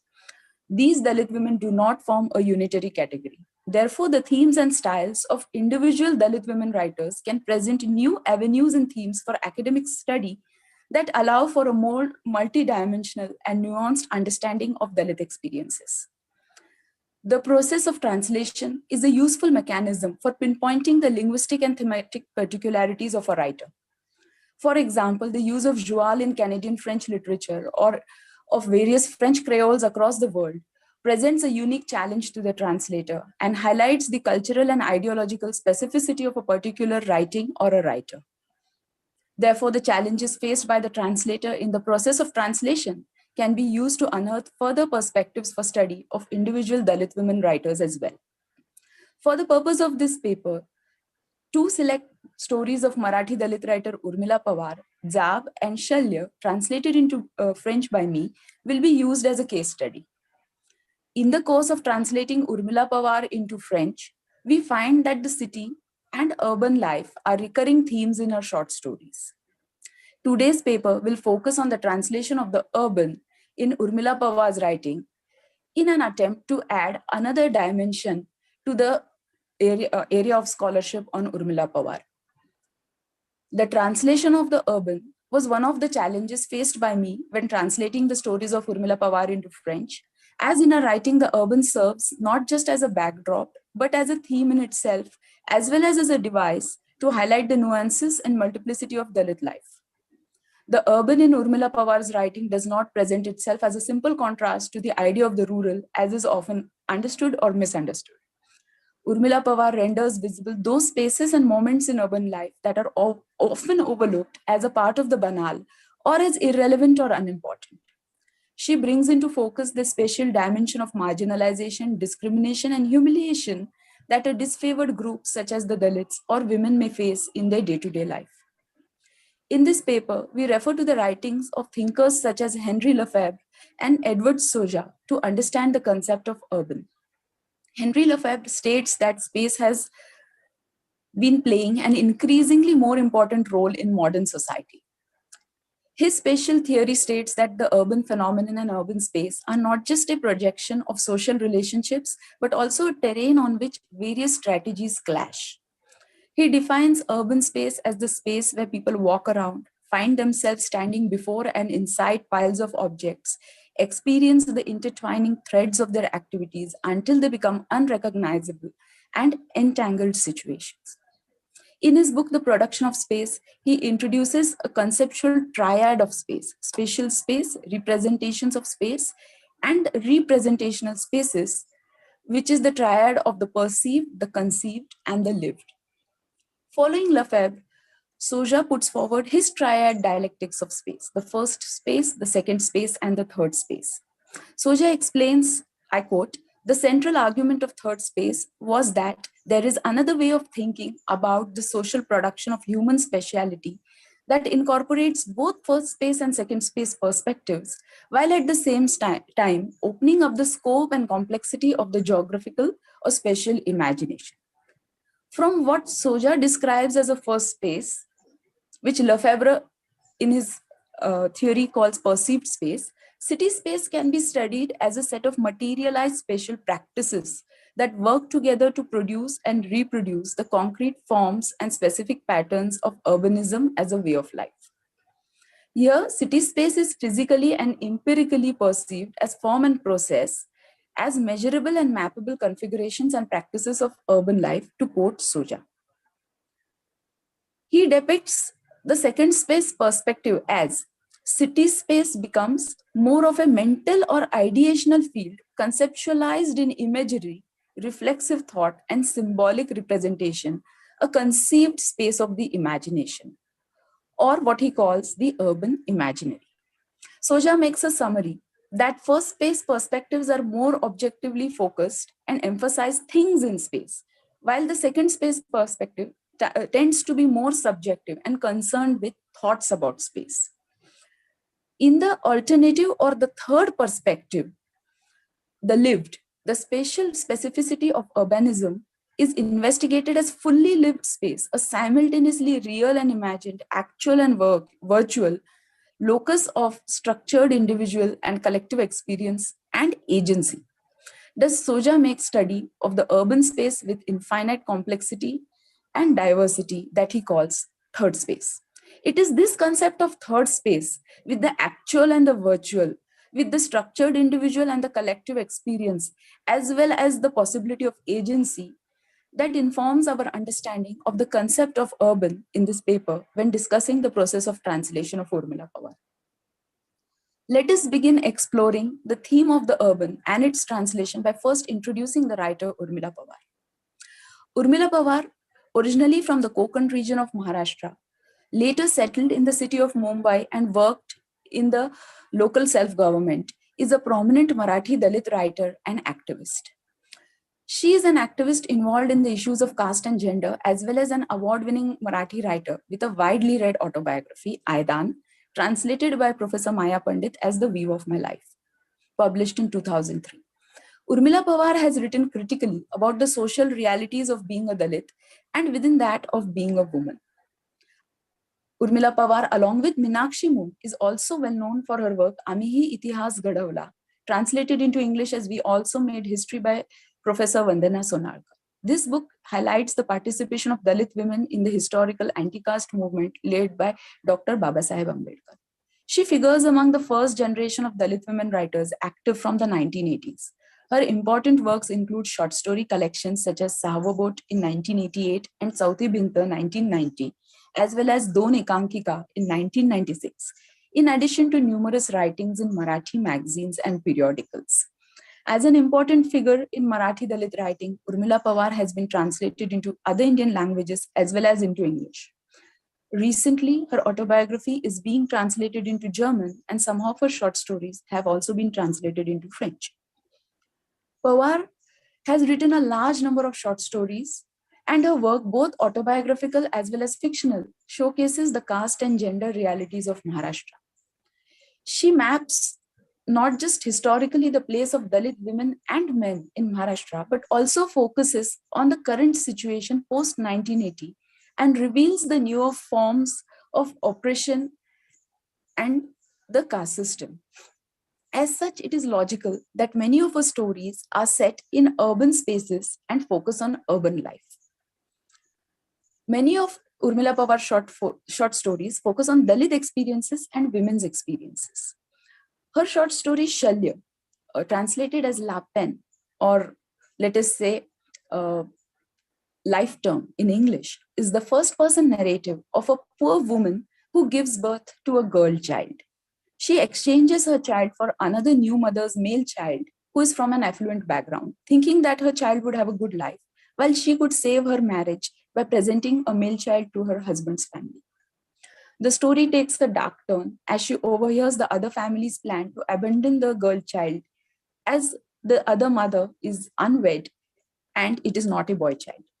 While the story focuses on the agony of the poor woman as she regrets exchanging her child, the urban space within which this story is set becomes a space of systemic oppression and marginalization.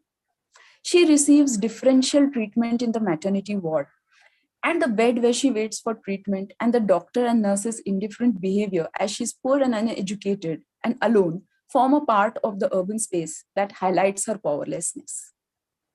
In this story, the urban space is not just the physical space of the maternity ward, but also the behavior and the interaction with the authorities represented by the doctors and the nurses.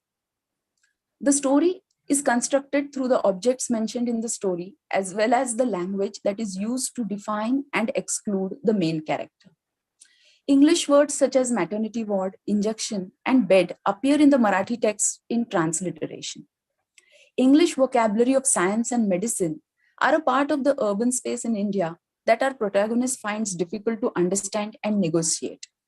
Urmila Pawar underlines the complexity of the urban experience in a multicultural and plurilingual India. In the translation, the options are to keep these words in English or to use French equivalents. Looking from the perspective of third space, it would perhaps be better to retain the English terms, as the language and space are intricately linked in the creation of an oppressive and discriminatory urban space. The urban space represented here creates an atmosphere of alienation and fear that is essential to understanding the experience of childbirth seen from the perspective of a lower class and lower caste woman. Therefore, the translation of this element forms a challenge to the translator, given that it is essential not only to the understanding of the main character, who is semi-urbanized, poor, possibly from a marginalized community, powerless in and out of her home, but also as a commentary on the systemic exclusion by society and state. Another example I would like to present here today is from the same story, which outlines the conversations between the main character, who is unnamed in the story, the nurses, the doctor, and the other new unwed mother. As we can see, the most of the story is an interior monologue where we see the maternity ward and the other people in the ward through the eyes of the protagonist. However, there are certain instances where direct dialogue forms a part of the story. In such cases, we find that our protagonist is speechless in most cases, as she cannot muster up the courage to respond to the instructions, questions of the doctors or the nurses. The instructions of the doctors and the nurses are interspersed with terminology from English that makes it impossible and intimidating for our protagonist to communicate at an equal level. In the same way, as she overhears and eavesdrops on the other family, the unwed woman and her mother, and she contrasts her own treatment with the treatment meted out to the unwed mother from the affluent family, her feeling of powerlessness is multiplied manifold. She cannot even muster up the courage to encourage that woman to feed her child who is crying all night, or to even stop her from abandoning the baby. The language used by Urmila Pawar while dealing with the interior monologues is that of a Marathi dialect that immediately identifies our protagonist as being from a semi-ruralized background. At the same time, this is contrasted with the sophisticated language used by the doctors and nurses, and also by the other affluent family, who we understand from the language itself comes from a more, let us say, elite background. The Marathi used by this family in conversation is more standardized. The topics that they talk about are more urban in nature as compared to our protagonist. So it is the description of this urban space represented not only by the physical institution and the buildings, but also of the intangibles such as the language, manners, and other things that make up this urbanized space that make the understanding of this situation more complex and nuanced. It does not remain a simple story of a woman's pain at bearing a girl child and having to abandon her, or or just raising the issue of female infanticide in India, but it takes us to the more complex dynamics of how urban spaces can be predatory and exclusionary towards uneducated, powerless, marginalized groups. The second example I have chosen to discuss here today is of the short story Zab, which has been translated as replique or reply or response into French and English. And on the very first page, when we look at Zab, we realize that the urban landscape forms an integral part of the story. It goes beyond becoming a device that enriches the feminist narrative of the story or the caste and gender narrative of the story and takes on a life of its own. The story follows the protagonist Sudam as he looks forward to being felicitated by the authorities for his 30-year-long service as a municipal sweeper and his eventual disappointment and humiliation. The urban in this story presents itself not just as various locations that are described in the story, the public spaces, the roads, the streets, the alleyways, the residence, the municipal office, but also through other tangible and intangible, through other tangible objects and intangible ideas related to these spaces, such as the uniforms, the clothes, the manners, the interaction with friends, superiors, and within the family also. We find that there is a rich variety of language being used in the story, right from standardized Marathi to administrative language to local dialect of Marathi, as well as insulting expressions or slang expressions. The story starts with a detailed description of an urban housing type called Tsal in Mumbai.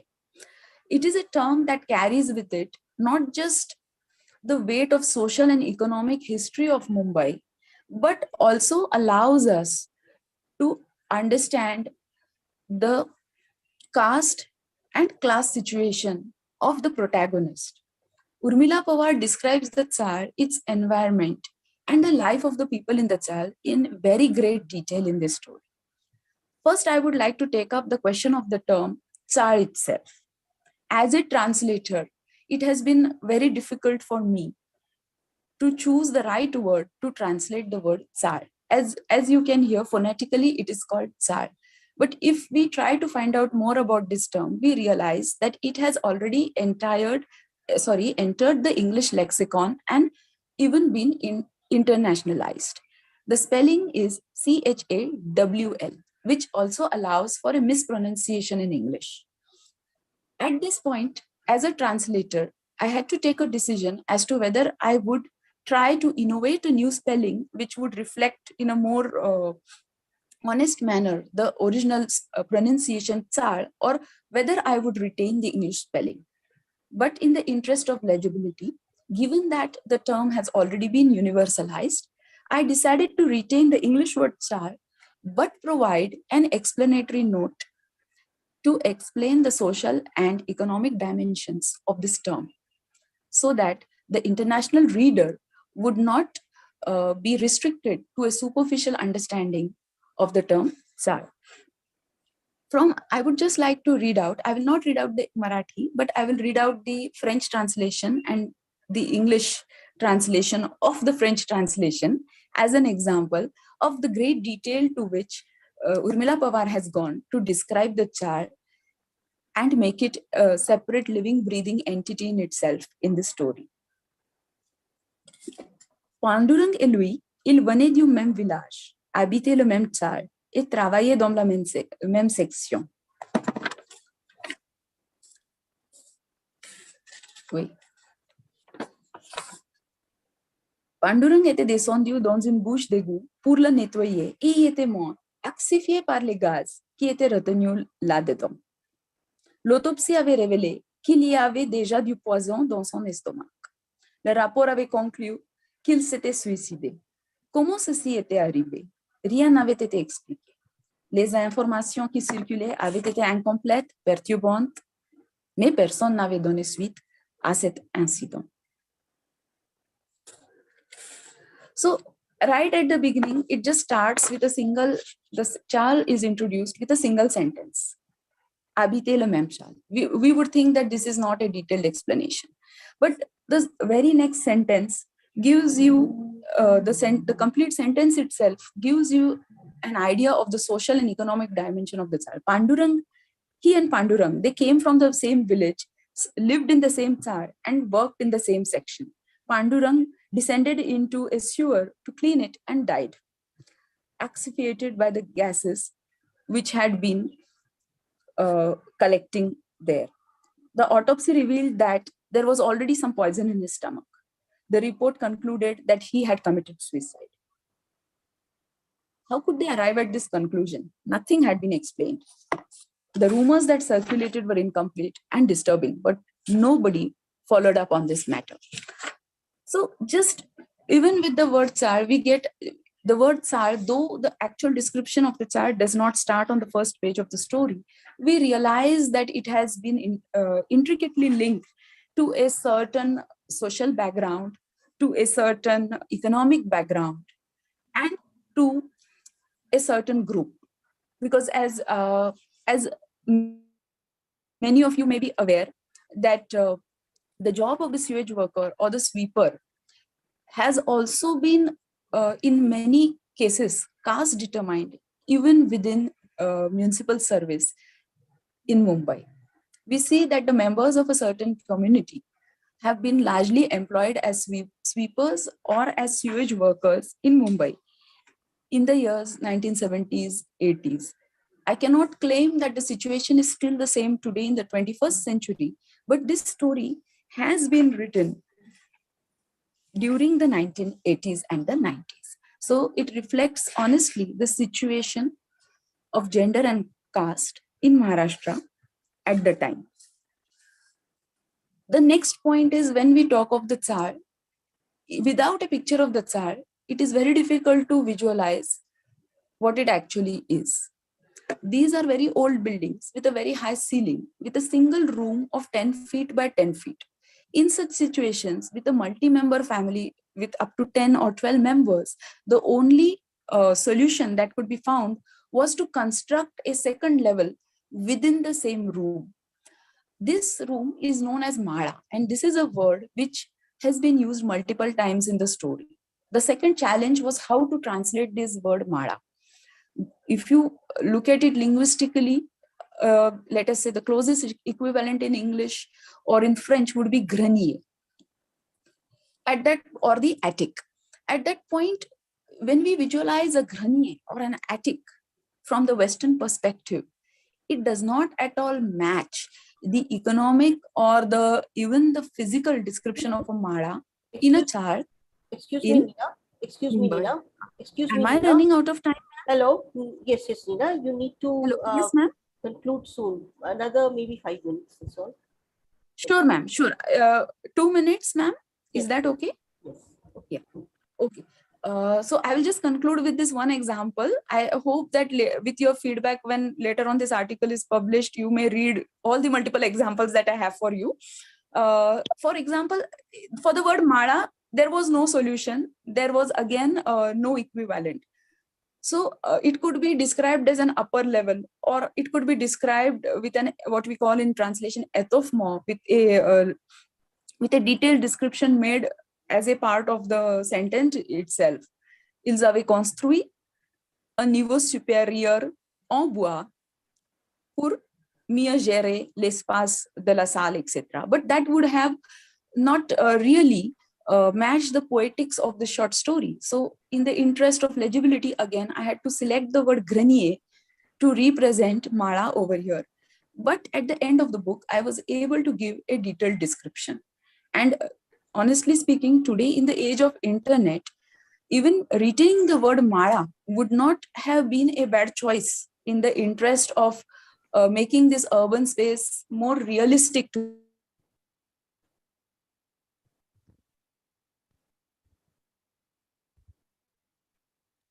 Hello. Have you concluded? Hello, am I audible? Am I audible? How you audible? Yeah, How I'm you- just concluding. I was cut off, ma'am. I was cut off from here.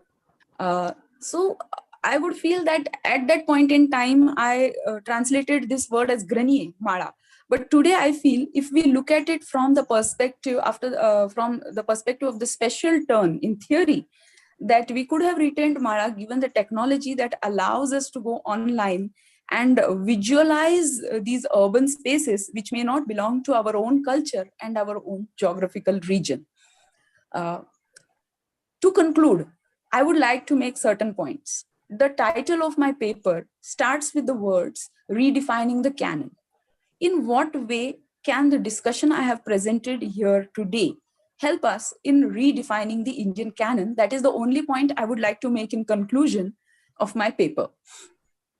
I feel that Urmila Pawar deserves to be studied from the perspective of the special turn, or even as an urban writer, along with other urban writers, and not just niched as a writer of gender and caste in Marathi language. Because as I feel I have adequately shown in this paper, the special dimensions of caste and gender are in a symbiotic relationship and only serve to nuance our understanding of language, literature, and culture. Translation plays an important role in the process of canon formation. It can expand the canon as well as lead to paradigm shifts that allow the canon to form. I would like to point out here in conclusion. You need to stop now because you've taken a long time. Yes, ma'am. We Last need two to sentences stay within to allow 15 or me. 20 minutes because we will cut into the discussion time. Okay, we'll have the discussion time at the end. So we'll come back. May I just say the last two sentences and conclude? Absolutely, yes. Okay. Okay.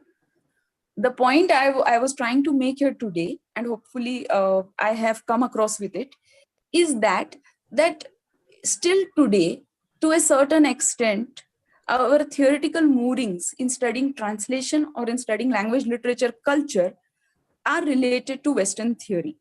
At the same time, I feel that marginalized writing from India can gain new life and new position within the Indian canon based on the international attention that it receives. We have seen this in the case of Dalit women's writing. It is a case in point that enough attention has, I feel, been provided to the questions of discrimination, protest, violence, exploitation of Dalit women, which is also some of the credit has to be given to international scholarship. So in the same way, if we study Dalit writing from other perspectives, we may be able to cut it down again. I told you just 1 or 2 minutes. That's all. You're taking more and more time. Yes, ma'am, I'm done. This is the last sentence. Please stop. Sorry, ma'am. Please stop.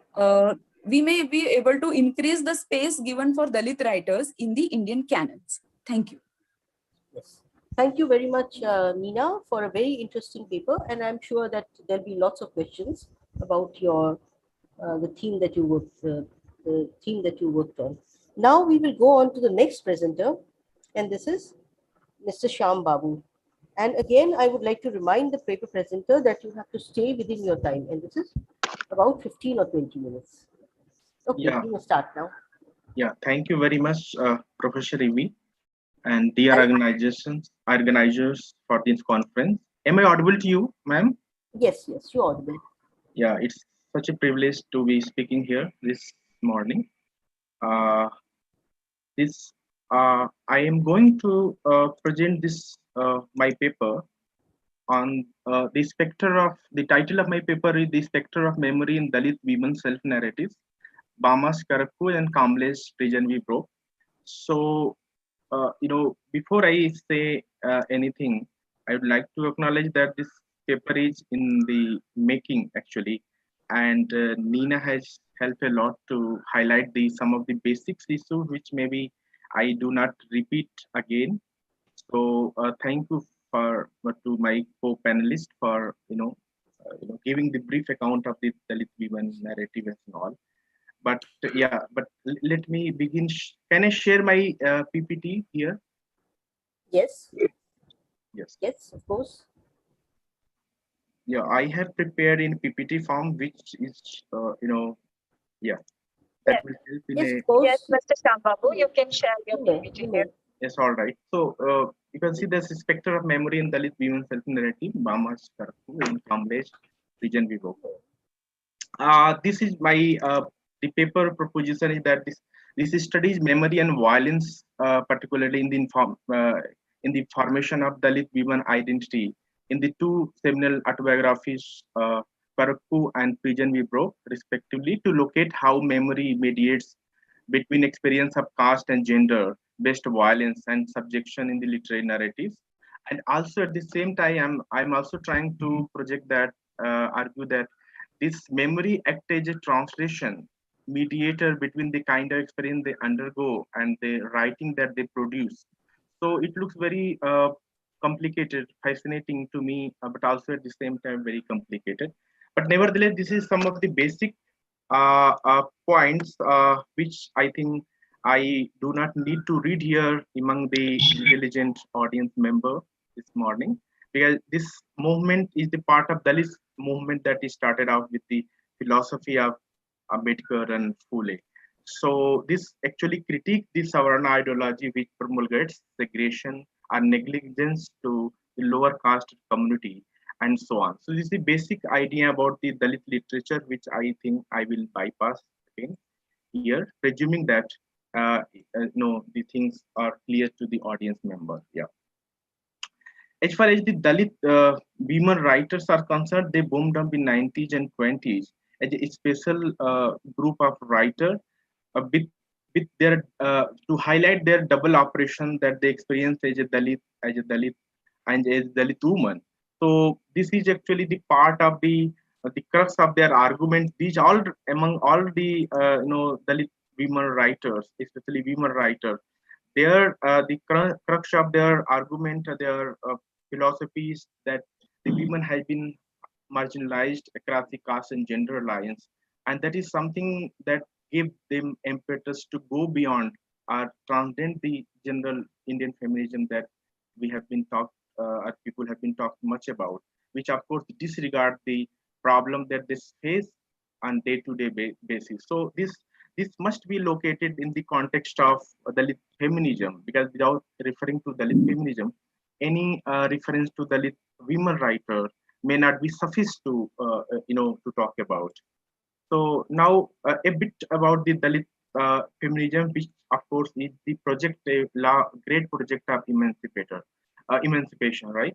So you can see that there are some writers, Dalit women writers, Santabai Kamble, Urmila Pawar, Baby Kamble, Kumud Pawde, and so many other writers, Shiv Kami, which emerged in 90s and 20s as a strong voice for the liberation of Dalit women and so on. And their writing, of course, is my co-panelist was talking about, has highlighted this this violence based on gender and caste, and how that they actually carved a special niche for themselves also when they write so fluently, so abruptly about their life experience in their work. So it of course draw our huge attention to talk about the kind of questions and propositions that they propose through their self narrative and so on. So this is very again basic outline which I have written in PPT form, which I would like to skip again. Let's come to the idea, the very important point that I may be highlighting in though very nutshell, because not we have not given much time to discuss elaborate on the idea of identity and so on, which is of course very important dimension of the politics of discourse of and so on. So identity at we have been seen, or we have been studying narrative and literary studies. is the very complex and very fluid idea which has been located, can be located in socio-cultural political realm, and it can be viewed from multi interdisciplinary perspective in areas. So, and it also should be highlighted that identity is quite often alternatively though equated with selfhood and individuality.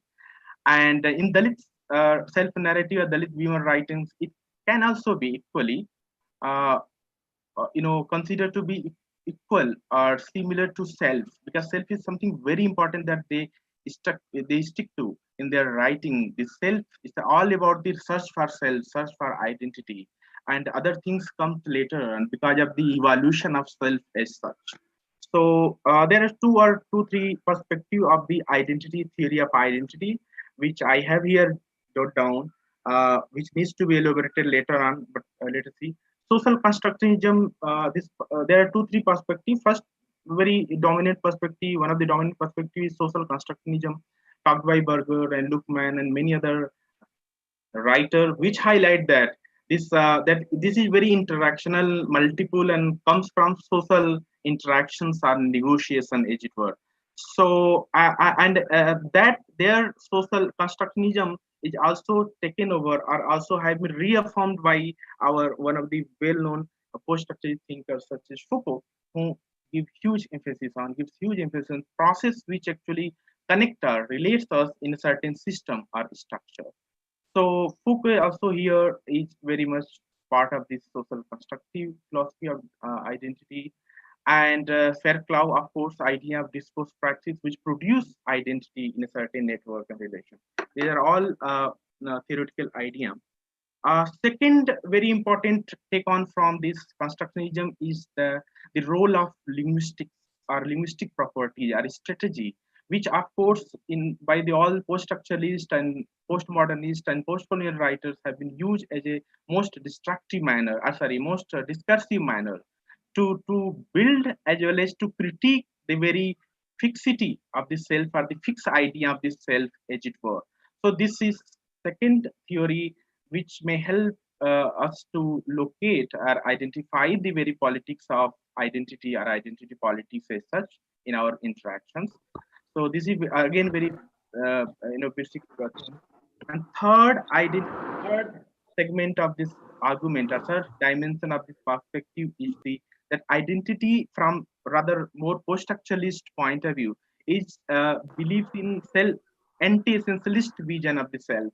That and here it involves, of course, all gender theories, many, from Butler to many, and also psychoanalysts who talks about that there is always sense of indeterminacy in the identity formation. You can have more than one identity or polyphonous identities, as it were, even though you may be one person doing one job, but you have to strike so many, identity or hold so many identity at the same time. So this third one is very relevant to us and very relevant to our literary studies as well, that which believe that anti-essentialist vision of the self is actually is very closer to our very sense of belonging to different multiple apparatus and so on. So this is my very general idea about the our three strands of theory of identity.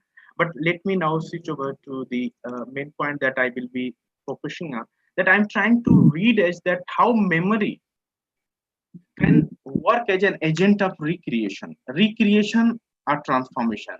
Either way it looks, that memory has a brilliant role to play in the identity formation of the Dalit women and so on. So you can see that that memory studies itself has emerged as a powerful ideological force in very recently, and now people have been studying it from the that memory is not to be identified more in psychological sense, but in external systems, a museum and so on. That they are also part of the memory study. That they are the memory, archived in different sites and different location and spaces. In that way, of course, everything becomes memorial. Everything becomes, of course. So the meaning is that the material dimension of memory is very, very important for us to understand here. The space, the body, the environment, to reckon the happening.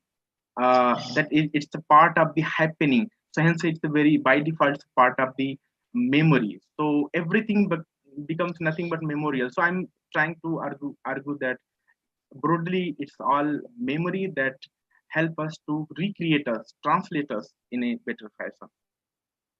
So the violence and oppression to me acts as the medium to not only reflect, but also what had happened, but an object in itself which reflected upon as a result of it offer an experience to a subject, especially here in the. Excuse me, Sham Babu, you will need to conclude in another 3 minutes. Okay. I will ask you to conclude soon, within 3 minutes. I have. How many minutes are left? 15 minutes. You were given 15 to 20 minutes. You've taken Achha, about 15 already. So you've I have got taken 5 minutes more. Sorry. 5 minutes Yeah. more. So I think this. Yeah. Sorry for this proposition, because I need to put in the theoretical idea before I begin to discuss the two texts that I have taken up, Bama, Skuruku, and so on. So this memory and self-narrative function, you can see that, I mean, some of the audience member can see that there are so many things which I wanted to highlight here, but let us come directly to the autobiography Karakku, which has been actually brilliant narrative about the self-marginalization of writer Dalit self. This protagonist, this is the development of a protagonist, Bama, because his self-narrative, and how he does not follow the chronological fashion of narrativizing the whole things in a linear fashion, counteracting the traditional dominant way of telling the story about the great self, about the general, the upper caste self, or the self who is more privileged actually. So in this way, this is very fascinating self-narrative or autobiography, and it also very much regard the how this philosophy, other is power structure such as religion, such as social position or practicals, rituals actually help the upper caste to exercise more and more power to subjugate the lower caste. This she has experienced as she was converted into Christianity, and how again she was again at the receiving end by the Christians, by the church, by the bishops, by the fathers, who actually promulgate, who said that this Christianity is all for values of freedom and justice. But at the same time, she as she grows up, she realized that this is all the preachings only, the false pretentious teaching of the Christianity, but the condition of the Dalit women remain the same. So this is something very revelatory, shocking, which she accounts throughout her, autobiography Karakku. Very, since I don't have time, which so I may not be quoting here. But let me again go to very briefly to Pigeon We Broke. Yes, here Pigeon We Broke, which is equally fascinating self-narrative by Baby Kamble, and translated by and it has been translated in English by Professor Maya Pandit, and where the writer seems to creating a very graphic physiological dimension, putting in to highlight, to spotlight the kind of anxiety, painful experience that they actually undergo. And not only that, that's also very fascinating to note that here how women, that women are subjected to this abuse of sexual labor, how they are not only marginalized within and beyond the Dalit sphere, but also within the in terms of division of labor, how they are actually not giving due respect and so on. I mean, due ways to that also is one of the important highlights of this autobiography, Prison We Broke. And this is something that is eye opener for the all women writer, because she at any point of time, she does not allow the audience or the voice, the narrator of the voice, to be downgraded. In other words, she makes it's a point to highlight that this self-pity as victimhood is not something that we can fight, with which we can fight against the oppression, so many oppressions in society and so on. So instead of romanticizing, instead of exoticizing these two women author seems to critique and as reassert their self, and also talk about which are generally considered to be not unpalatable to the society and public domain. So they, in a way, they're trying to interject with this self, and this self again. I realize that this is the part of their memorial experiences. The memory that they have been undergoing as a young innocent child, and suddenly they realize that they are untouchable or polluting every time to the public and so on. So this kind of revelation, this kind of experiences, our experiential memory help us to create identity. At the same time, I assume that, I state that this same identity, this identity is also in a way. I will conclude this in one slide. Since you said I don't have time, I just have lots of things to share, which are all very well known also, but I feel very fascinating to all talk about. Through the analysis of Karakku and Pigeon wrote, my effort has been to emphasize that these self-narrative are sincere documents to claim Dalit identity, which are deeply located in power structure, of course, so many, controlled by the powerful through their memory, which excavates into their painful experiences of being Dalit. So that's one very important statement which I would like to highlight. Second, that memory agent helps them to proliferate their identity in public gaze. At the same time, it also re-victimizes and subjects them to dishonor and violence through the very act of retention that they actually help them to actually narrativize their own story. Second point. And third, finally, this highlight that the language or linguistic property, because I also highlighted this in theory of linguistic property, how this in post-structuralist framework actually help us to associate at the same time. This linguistic property, they use. Can you please conclude in 1 minute? Rather indulge into discursive role. That discursive role is to echo out the multiple identity that they grow to adapt for the better living condition. This is my actually conclusion, which I read thoroughly because of the paucity of time. Sorry for that. And also I wanted to be more interactive than the reading out the paper in that. Yes. Thank you very much. Yes. Yes. Thank you, Mr. Shyam Babu. Very interesting paper again. And I'm sorry that we could not give you more time, but then there are 2 other paper presenters after you. And I'm sure that we'll all come back together and we'll have a very interesting discussion later on. Okay. Now the third speaker is Karishma Anand, and she's going to speak on Tritiya Prakriti, queer, translation and the challenge of historical and cultural context. Yes, Miss Karishma, now it's your turn. Hello, ma'am. A very good morning to all of you, all the esteemed professors, scholars, everybody. Ma'am, is my PPT visible? No, it's not. Yes, it's visible now. Yes, it's visible. Thank you so much for giving me this opportunity to present my work. So my project is titled Tritiya Prakriti, Not Equal to Queer. One more thing I would like you again, please keep within your time. Yes, ma'am. Yes. Tritiya Prakriti, Not Equal to Queer, Translation and the Challenge of Historical and Cultural Context. So all of us are aware about the Indian judicial landscape which surrounds Section 377, which had criminalized homosexual activities for a really long time. So the first judgment came in 2009, which really threw it in the media sphere. So I think it was the turning point in the field of queer studies, because there was a proliferation of a lot of activist literature, a lot of ameliorative historiographies, which talked about which tried to establish how queer was something which was very native to the Indian society. There were re-inquiries into our epics, our Puranas, to establish how there were queer elements long before the concept of queer came into being. So these two are my primary texts.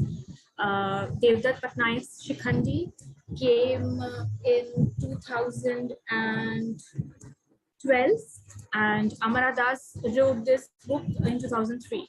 So the reason I have taken these texts up because these amply illustrate what went wrong about this immense obsession about going about establishing queer nativity in this bid to assert Indian queerness. So there are ample illustrations in these two books. That would be, my paper focuses on how, when actually there was a parallel development going on apart from this proliferation of activist literature, and the parallel development was these Puranas and ancient pre-modern texts were constantly getting translated into English. Most of the activist literature which came out was in English. So during this time, a separate group of critics came into picture who warned about the dangers of this revisionary project. They said that these studies are always along the lines of saying that, okay, this is our history, this is our legacy and tradition, often excluding a chunk of population who do not share ancient Hindu scriptures as part of their history. And a more dangerous subtext of this project is that, some queer body or queer elements can exist in Sanskrit or in any regional language, but it has to be translated into English and receive its marks of legitimacy, and then we can have a tradition to call our own. Nayan Shah was a very significant critic who came up with different arguments against this kind of activist literature. And he said that there is no one label to designate the wide range of queer bodies which we had in our ancient past. And a number of these identity categories persisted in various forms for thousands of years before this modern term came into being, and were not part of any kind of identity politics. Secondly, due to cultural differences and definitional uncertainty, where in the Indian context, it is very difficult to label people, because even in modern contemporary times, homosexual men, like men who engage in homosexuality, may or may not identify themselves as gay or homosexual or queer. Thirdly, we need to take cognizance of the fact that there was a diversity of attitudes with which a queer body was viewed in ancient India. The dichotomy between acceptance and tolerance is mostly overlooked. These works do not prove that same-sex relationships were socially acceptable or highly esteemed several thousand years ago in these parts. So, apart from these concerns, the translations which happened contained a lot of problems. There were faulty translations, polysemanticism of certain terminological, certain terms were flattened out. Many categories were pigeonholed into a certain label, which caused a lot of confusion, and there were a lot of mistakes which more authors picked up from these previous authors. I have already discussed what were the issues which came up with this obsession with activist literature. Scriptures and narratives, if we examine them, there is one underlining theme which comes out, which is heterocoital imperative. By this I mean that this is a mechanism through which a certain sign system is made coherent, which is heterosexuality with penetration. This is the only sign system which is made coherent, and anything apart from that is not normal or is unnatural. So all these stories, everything which these authors picked up, have this underlining theme which most of them overlooked, and I want to illustrate them. And of course, my readings and my examination led to a conclusion that these bodies were tolerated but not accepted, which is mostly not talked about by these authors. So if I look at the displacement of meanings, I would like to quote Doniger, who says, she very importantly says, though it is often correctly pointed out that the Hindus recognize a third sex, this fact should not be adduced to imply that Hindus approve of this third sex or use it to counteract what we think of as Western dualism and homophobia. Hindu ideas about homosexuality and klibas do not support a gay agenda. A very important word which came up is kliba. Kliba is used variously in Mahabharata, in Charak Samhita, Shushruta Samhita, Narad Smriti, and various other texts. And this is a polysemantic term. It is not a very fluidic term. It does not mean one thing or other. And most of these scholars like Devdutt Patnaik and Amara Das Wilhelm have pigeonholed this term into a certain, they say that this is a queer entity, whereas kliba variously meant an impotent man, a castrated man, a man who is only producing female children, even an old man who is devoid of reproductive abilities can be called a kliba. It goes back to the fact where I earlier mentioned that heterocoital imperative was an important part in categorizing various entities. So in Amara Das Wilhelm, he says a swairini is a word which has been variously mentioned in Narad Smriti and in various texts. And he has equated the word swairini with lesbian. And wherever this reference has come up, he has concluded the whole meaning of it as a queer practice or he has molded it into a queer entity. So I would like to read out a certain verse, or rather I will give a reference. In Kama Sutra, there is, in chapter 4, there is a reference to the term Swairini. Swairini actually is a woman who is sexually unabashed. There are 4 different kinds of Swairini. I'll not digress, but the thing is, Swairini is never, it has been mentioned that this is a woman who goes out and indulges in another woman. So this has been falsely translated by Wilhelm to be a lesbian. Now, earlier on, Alan Danelu, who was one of the translators of Kama Sutra, has also committed the same mistake, has translated Swairini as lesbian, and the sexual act becomes a queer sexual act. And then it got picked up. And then Doniger corrected this, but even then, Amara Das Wilhelm has picked up this particular interpretation and elucidated that this queer element was present, homosexual women were present in ancient India, which is very mistaken. This is a kind of misinformation which has been proliferated over the years. And then Bhishma goes on to call the famed Mahabharata character asexual, and actually he was a celibate, and he calls him asexual, and it is identity politics gone wrong. The thing is, a celibate can be renounce sexual activities for religious purposes and anything, but an asexual is somebody who, this is a separate identity category which has nothing to do with celibacy. Now, cross-dressing, there is another example which I want to give. There are various instances of heroic cross-dressing in Mahabharata. For example, Bhim and Arjun, they don women's clothes to achieve a certain imperative or function. So this instance has been interpreted as transvestism even in Wilhelm and in Patnaik too. So nowhere,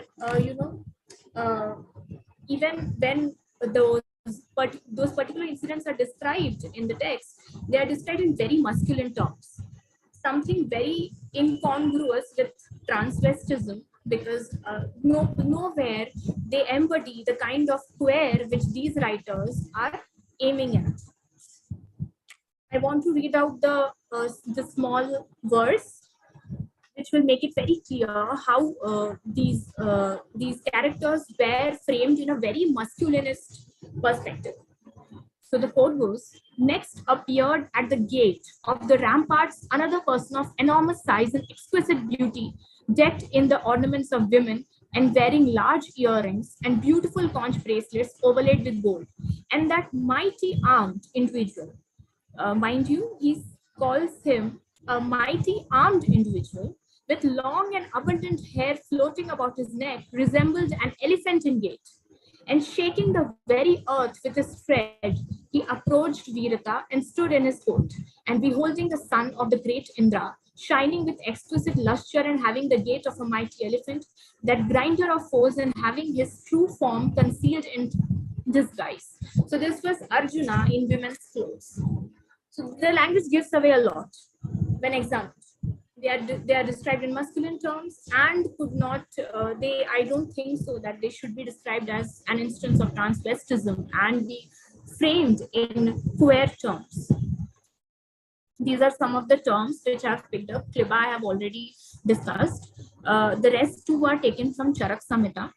Charak Samhita and Shishya Samhita have there is a nosographic clinical categorization of various reproductive disabilities, which these authors have picked up and said that these are examples of queer phenomena in ancient India. But these were very clinical categorization of disabilities. And again, I will hark back to heterocoital imperative. This was a very important theme. This is a very important characteristic of a citizen subject, which should be, which was used to categorize the population. So these are the terms from Charak Samhita. Now, these are the important questions which I am exploring in my paper. The other thing which is important is, apart from these questions, these are also applicable to Devdutt Patnaik's Hindi translation, which was done by Ramesh Kapoor from his original English text. So these are the words which I have picked up from that Hindi translation. So Ramesh Kapoor translated asexual as yawn vimukh. Asexuality is a spectrum, is not one, it doesn't define one kind of identity. It is a spectrum spread across, romanticism. There are so many identities within asexuality. So calling that, so if this term translated into Hindi becomes yawn vimukh, which lacks bidirectionality. Now, a yawn vimukh literally translates into somebody who never indulges in sex or sexual activity, which is again wrong. Now, queer becomes asamanya yawn parak. So a book written to celebrate queerness, if that translates queer as asamanya yawn parak, it gives out very pejorative kind of meaning, something which is not natural. So something like aparamparagat yawn parak or aparamparagat yawn privity would have maybe justified it. But and then there are terms which are repeated for transsexual and transgender. There are the same terms. There are no different terms are used for this different entities. And Ramesh Kapoor, of course, picks up very important points. He says that in Hindi, there are no different terms for sex and gender. It becomes really difficult to navigate and negotiate with Hindi when you are talking about gender issues, sex issues, and queer issues. So I would like to conclude. First of all, whenever we are going through this kind of activist literature, or we are aiming to write one, I think we should look at the context. We should locate this, whatever we are aiming to inquire, we should locate that particular text, be it Mahabharata, Shishya Samhita, Charak Samhita, in that ancient context, and then try to gain meanings from it. And this misinformation which authors are picking up from other authors needs to be addressed, and re-inquiry should happen in this. And of course, there is a dearth of vocabulary in Hindi. So if we are coining neologisms, much attention should be paid to what kind of effect that neologism could have on the population, and what kind of conceptions would proliferate from that neologism. Asamanya yawn parak is, I think, is a very wrong kind of interpretation of queer. Now, the thing is, even if we look at the contemporary literature, like retellings and contemporary literature in Hindi, for example, books came out named Murgi Khana and then Machli Mari Hui. So these texts were fictions which are based on queer things. Now, if I was, trying to translate these contemporary books into English, and I faced a lot of issues because these books are riddled with misogyny, transphobia, and homophobia. And it was very difficult for me to translate these, to negotiate with these texts. Apart from some aggressive feminist translatorial strategies, nothing is available as a tool to counter these. Apart from footnoting and prefacing, I think right now we need to re-inquire, we need to address the inequalities which were also present within these texts, the caste inequalities, gender inequalities, and how did they come about. And that is how I think we can address the the structures of inequality in our own society right now. Thank you very much to the esteemed professor. Thank you very much, Dr. Hansdack, for giving me this opportunity. I will rest my case here. Thank you very much. Thank you, Karishma. You have kept to your time, and very interesting paper again. So we'll come back to it afterwards, I'm sure. So now we are going to have the... Ma'am, I had a request.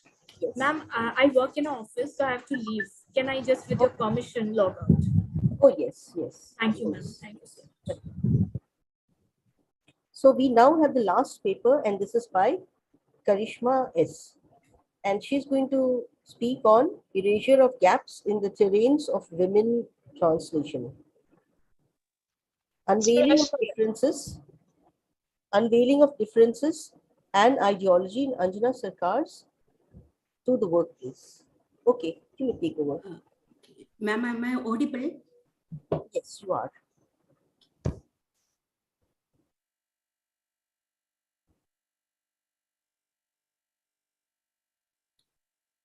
I hope my slide is visible, ma'am. Yes, it is. Okay. So good afternoon, everyone. Respected Chair, Dr. Ivy Imogen Hansdack, ma'am, Organizing Committee, Department of Translation Studies, English and Foreign Languages, University, Hyderabad, faculty members, presenters, and participants. The title of my paper is Erasure of Gaps in the Terrains of Women Translation, Unveiling of Differences and Ideology in Anjana Shankar's To the Workplace. And myself, Dr. Rashmi S., working as Assistant Professor in the Department of English, MES Asmabi College, Kodingalur, Thrissur, Kerala. And about this title, as you know that women's writing of women's translation often witnessed several challenges. And this is what I mean by the gaps in the terrain of translation. And when it comes to women translation, the gaps become widened due to the existence of differences and ideologies.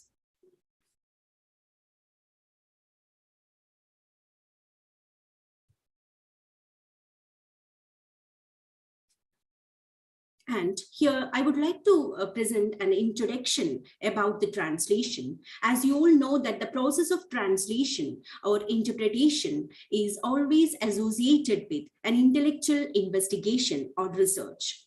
The post-colonialism and cultural studies have dealt with the concept of translation, which paves way for cultural translation. Translation molds the culture, creates intellectual curiosity among the bilingual and multilingual writers. It is defined as a process of mediation through ideology. Women translation. Involvement and engagement between women writers, women characters, and women readers pave way for new space in the process of translation, which deals with the sensitivity towards gender issues. Feminist theoretical world has perceived translation as a production and not reproduction. It is often built on the notions of invisibility, equivalence, and juxtapose the effects of patriarchal domination. Woman translator and author will be bounded by the power dynamics, and translated works employ gender constructs through the process of subversion. Woman translator create and legitimize the text outside the gender binaries. Act of resistance is brought out to depict the historical undesirability. The selected work, I have chosen the work titled Thoril Kendrathilekku. It is actually written in Malayalam in the year, staged in the year 1948. And here, the interesting thing about this play is that it is not written by a single writer, but a group of women. And they were titled as Andarjana Samaja.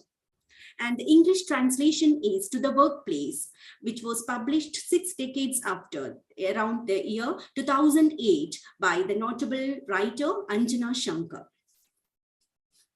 And the background of the play is very important as it is much catering to the regional locale. Nambudiri women in Kerala are called as Andarjanams. They lived under the tyrannical dominance of men. And the play further explores the hidden turmoils in their lives as brought out through this translation. It becomes an act of unveiling history, memories, and identities to the readers.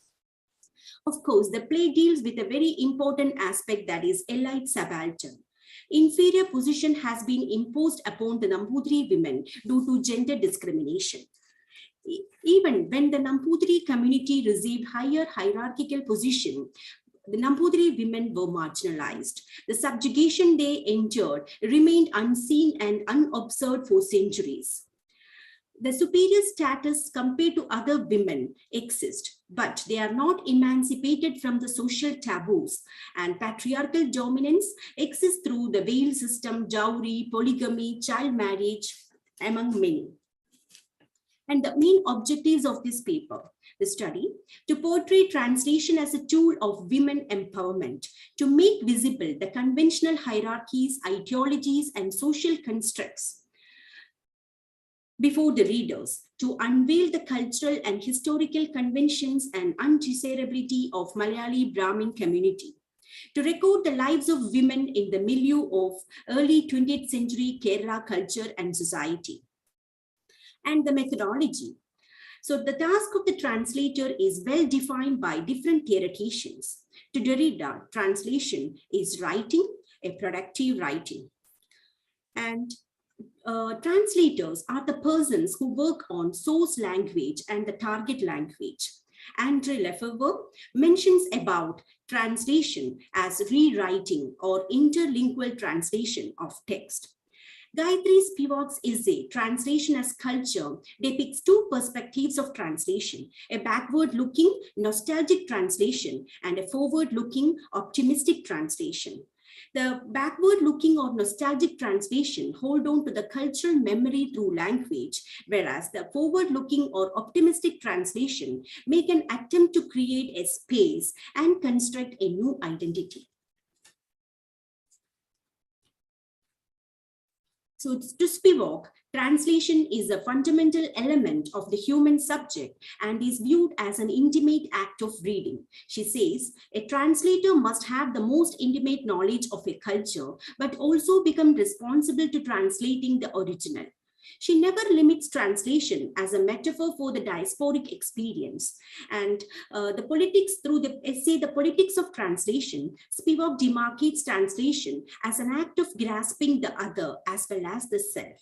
She says the translator constantly engages with the text. And coming on to the textual analysis part, To the Workplace, the selected work, depicts the lives of women cocooned by the strict patriarchal and patrilineal codes, assigning exclusive space to women within kitchen right from the adolescence, depriving formal education, excluding women from family and community, if at all they desire to argue, challenge, or oppose any of the frameworks imposed by the male members. And I'm very glad to quote an observation made by Sherry Simons in Gender and in Translation. She states that, I quote, women were discovering feminist writing with which they felt intense affinities, unquote. The term Andarjanam is a Nambudiri caste name, which literally means one who lives in the interiors.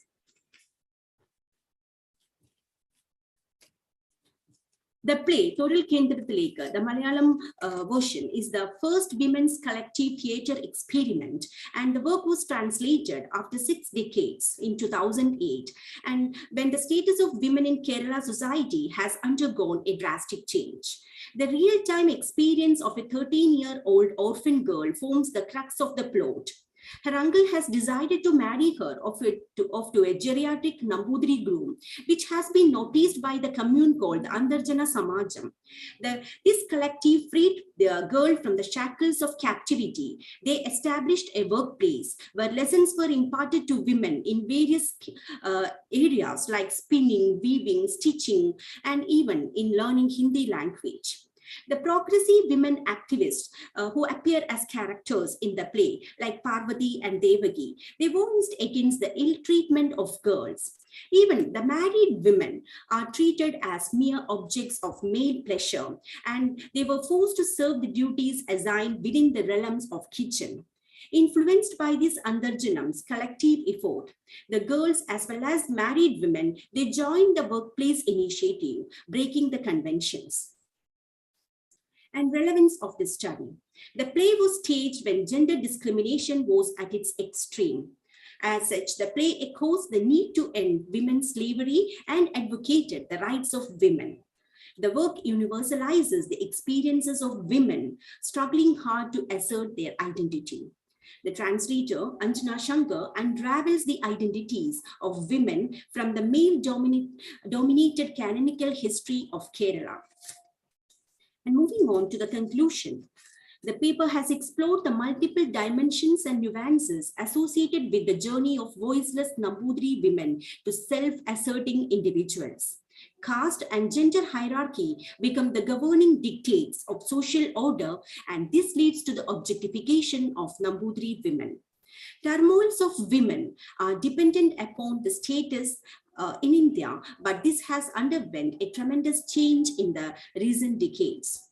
So let me conclude with the definition of Petrus Hirtis. I quote, "A translation is a text written in a well-known language which refers to and represents a text in a language which is not as well-known," unquote. Thank you. That's all about my presentation.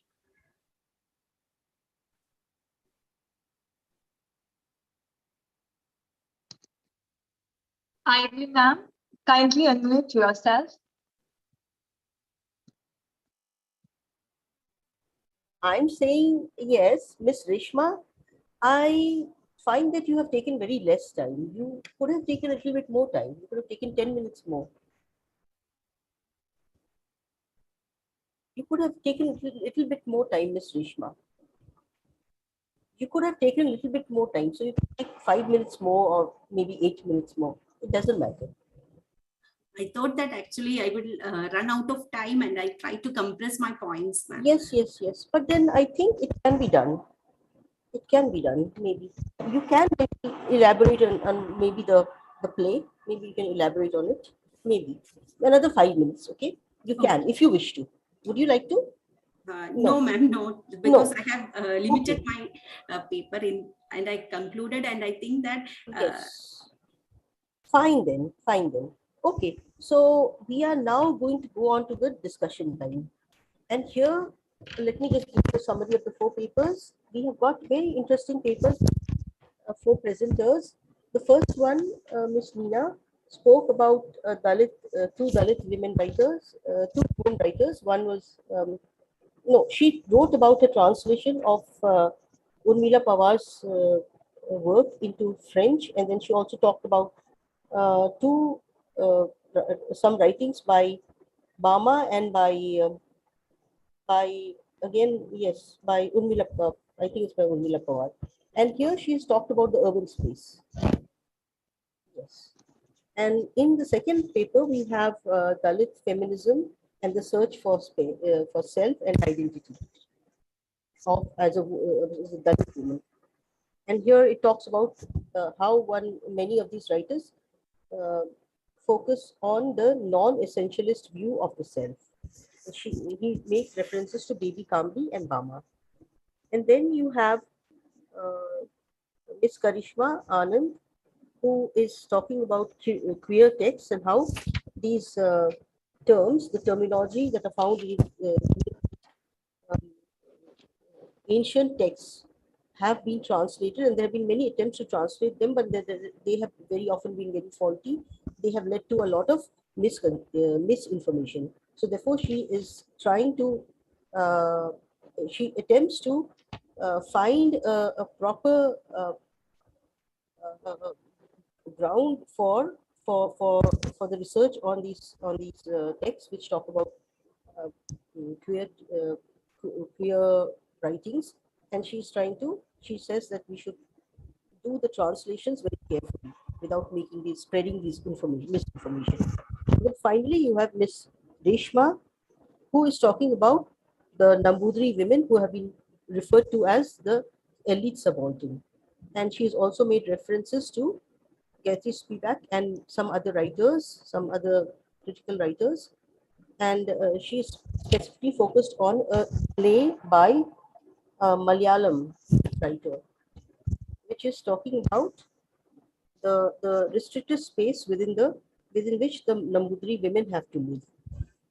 Okay, so these are the four text papers that have been presented by the four presenters. Now I will open it to the audience for discussion, and I request you all to. Are you supposed to speak, or is it supposed to be written? Text is a text supposed to be sent. I'm not very sure about the format. They can do both, ma'am. Okay. Whatever they are comfortable with. Okay, so the text will be received by Chandrika Das, who's the anchor, whereas if it is being sent as a text form, then I think it will be sent to Chandrika, the anchor, the person. Shilpa, ma'am. Shilpa is comparing the session. Okay, Shilpa, yes, to Miss Shilpa. Yes. So it will be sent in the text. If it is sent in the text, it will be received by Shilpa, but you can also speak. You can. I'll forward the question to you, ma'am. Yes, yes. Any questions, participants? Okay, we have a question from yes, please, Nina, ma'am. Yes. Ma'am, you can please unmute your mic. Thank you very much. Something that I feel I owe everyone an apology for being the first presenter and still not adhering to the time. So I humbly request everyone to excuse me for that. Yeah. Second thing, I actually have a question for the third and the fourth presenter. Those were very interesting papers. And firstly, for the fourth presenter, since she talks about translation in the context and the example chosen is a play. So what I would like to know that do you find that that strategies or techniques of translation that we would use for a woman-centric translation or for a feminist translation or translation of any type of woman, let us say a feminist play or woman's writing, would differ from the translation strategies used in a novel or a short story, for example, as the play is much more multidimensional. It is not just limited to the linguistic, but also to the performative. That was my question.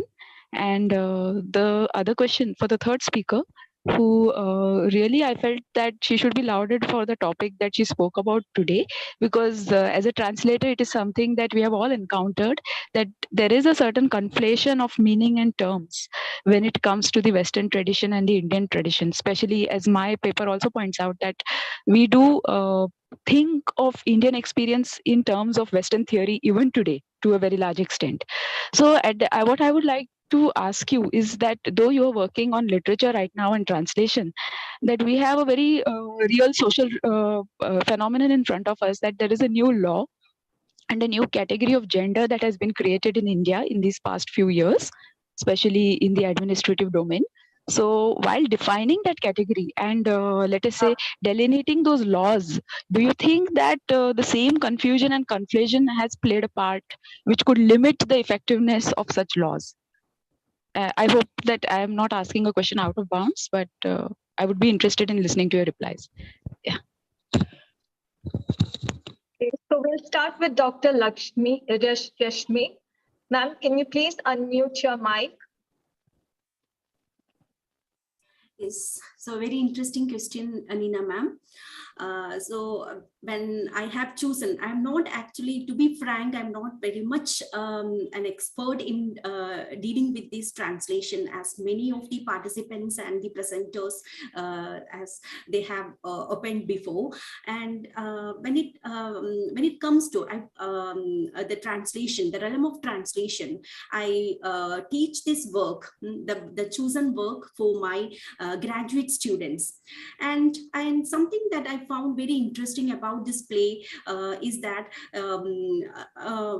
unlike novels or short stories, as you said, that drama or plays are always multidimensional by nature. And the same thing that I found in this play, that were the translator often needs to deal much about the minute aspects. It's not necessary that just like a novel or a short story that he or she can translate the content directly from the source text to the target language. So here there will be many characters, and there will be many plots. There will be many scenes, as this play has got around 10 scenes where the characters are mostly women characters, and further even the roles of the male characters are being performed by the women characters. So it has its own limitations, and the strategy followed by the translator while translating this Malayalam text to the English version is quite challenging, as she needs to focus on the literal meaning of certain words, which is confined to this Malayalam language.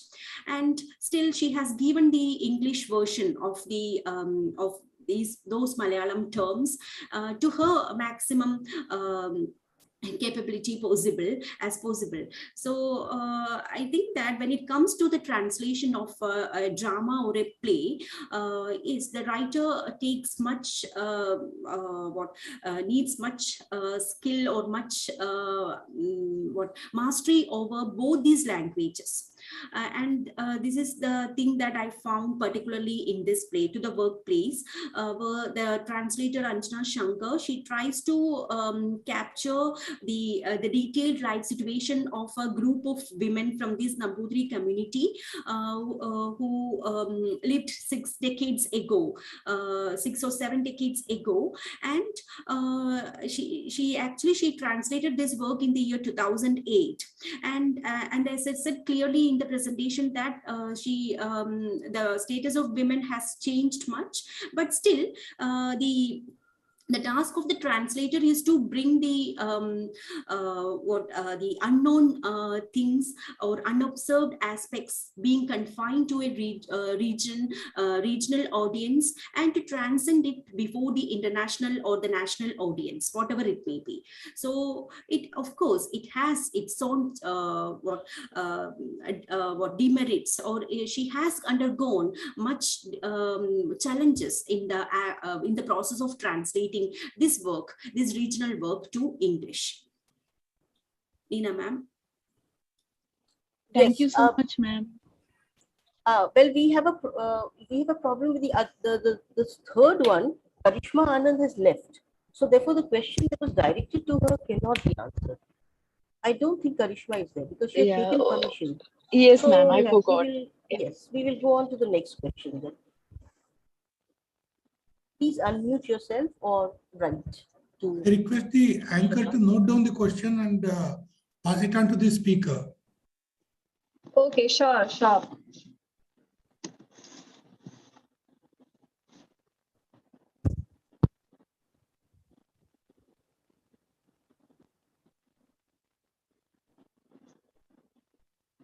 Do we have more questions? Participants? You may unmute yourself and speak directly. Okay. Mr. Ajay Verma, you can unmute yourself and ask the question. Hello, am I audible? Yes, you are. Yeah, my question is to Mr. Shyam Babu, who presented on Bhama's Karakku and the other text. So my question is generally, he has spoken more about the, the text, what Bhama has represented in it. But I'm wondering why he didn't focus much on the role of translation that has came out in English. I mean, the role of translation in transmitting the caste registers or the terminologies of caste and so on. So I thought he should have much focused on the translation of them rather than having the text. Yeah, may I answer it? Yeah, please. Yeah, I actually wanted to quote certain text and such paraphrases as well, which actually is it's part of that, how this translation helped mediatized our experiences through memory and so on. But because of this paucity of time, and also because of the fact that I am working, as I told in the beginning, that this work is almost done, but still I am some text, some references are there which needs to rework actually. I have been lay out of everything, but certainly I will be looking at and citing the how the translation performs, the identity and how the things are being interrogated and located in translation. Because after all, I my emphasis on to look at that how memory function as a translation or rather transcreation of their self, which I think I have 2-3 quotation one, but because I started from the very beginning, so I couldn't get time and lots of time consumed into outlining things, which I feel sorry, but I have those things which okay, I can. but I suggest you to go through Rita Kotari's article, Caste in a Casteless Language. Yes, that I have, I have with me. She Where talks she has about very Bhama's nicely, Karakku. yes, very nicely to answer you. Very nicely, she has argued that how this translation helped them, these writers, to transcend this local politics, because the moment they are getting translated into English or some other languages of the standard, the local violence and different power structure that they would never ever could come out from is helping them to bring out their identity in a more assertive manner. So she has talked about this Rita Kotoria post talks about this, the politics of translation helped them a lot, in fact, to make them position more assertive than ever.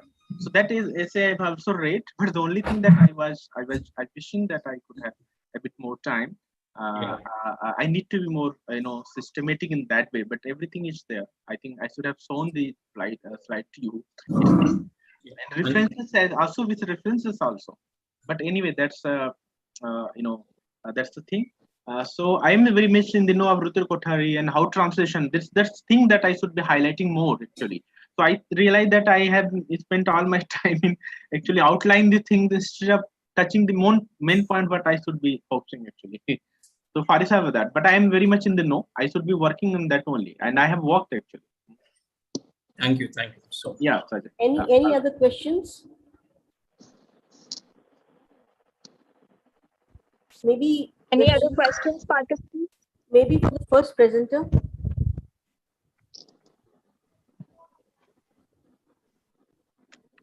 You can also post your questions in the chat box. I'll forward it to the presenter.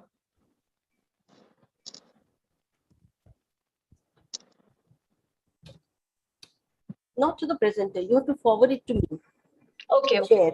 And I will read it aloud. Okay.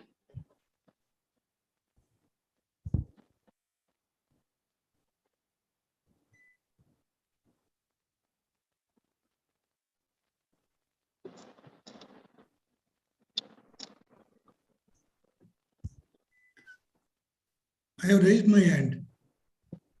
Yes. Yes. Yes. Professor Tara? This is not a question to any particular speaker as such, but more a general question about the Dalit writing itself and then the translation. Whom are we addressing? When we write, most of the Dalit writers are in 70s, 80s, 90s, even up to last 1 decade, they wrote in their native languages. So they had a particular audience in mind, and most of the Dalit writing were also part of the Dalit movement as such. So it was a socio-political movement. So there was an interconnection between the actual socio-political movement and the writing. When it gets translated into English, this interconnectedness between the movement and the writing, does it remain or does it alter, is one question. And then in the last 1 decade, we also see that many of the Dalit writers have also started articulating and writing in English. So when they articulate and write in English, what is the relationship with the ground socio-political movements? These are the things that we need to look at. One is the writings in their languages, and then the translation of that into English, and then writing in English. So there are 3 articulations now, and what is its relation to the socio-political movement? Because this relationship between the socio-political movement and the writings might also shape their ideology, whom they're writing to, whom they're addressing to, when they translate, when they write in English. Are these questions impinge on the ideological content of the text too? So I don't know, I have only the questions. If anyone can answer it, I would be happy to listen to them. Yes, sir. I would like to briefly answer one of your questions. First one, Tarkeshwar, sir. Yeah, you talks about the local politics, which makes this writer, wounds very important, indispensable for writing. How we can address them as a writer? You asked in that question.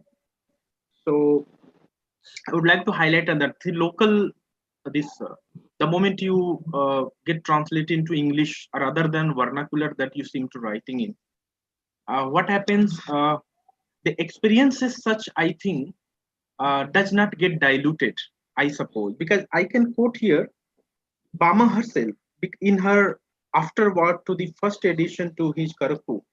I would like to quote, she says, almost 7 years after I wrote Karaku, I have read it now in English translation. The emotion that I had felt during its writing rose up once again in a great flood. So I think as a cognitive beings, as a intellectual beings, irrespective of language that we pick up to write in or express in, the kind of experience or subjectivity that is actually being searched in remains almost the same. Their apparatus may have changed, or the mode of writing slightly may change because of the socio-political context or constraint. But as I have quoted right now, she said that emotion again wounds are now again green. So it signifies that the experiences that is deeply ingrained in psyche does not actually depend on contingent upon the language that we actually do. But of course, language, I'm also very much in the know that language comes with different ideological politics and ideology of its own. So it's like ever conflict zone between the experience and between the medium. And this reconciliation is not that a literary translation study should focus on. The translation study should be getting more richer by the terrain, but the conflict zone that it enjoys, and it may become more powerful in that way, more flourish. It can flourish because of the tension between the two sets of ideas, between translator and ideas. So this is only first question I wanted to highlight, because you have asked 3-4 more important questions, which I think other can answer. This is Neena Gupte. May I contribute to this discussion? Yes. Yeah. Sir, your question is very complex and it is very difficult to answer in black and white terms. But to what just Shyam sir said, I would just like to make certain observations. That you are very right when you say that the original writing in the regional language or in the Indian languages is part of a activism and is part of, let us say, with an intention to right a historical wrong or an historical invisibility and silence. And to compare the translation or to compare the translated work or to judge it by the same parameters that we judge the original is a little bit problematic, as you have questioned rightly so over here. I feel that when such works are translated into English, the question that you asked, who are they addressed to? That is a very important question. That when we look at the politics of translation, especially when we see the translation of Dalit women's writing, there is also a very I do not say I do not know how to describe or to define or the adjective I should use, but I could say that there is a very, I won't call it commercial, but a kind of demand from Western academia for a certain type of theme, for a certain type of content, for a certain type of writing to further Western scholarship. And we see that this is the let us say the window of opportunity that many a times Indian regional writing has received, but that does not mean that it remains inscribed within that particular opportunity, and it transcends it and takes on a life of its own.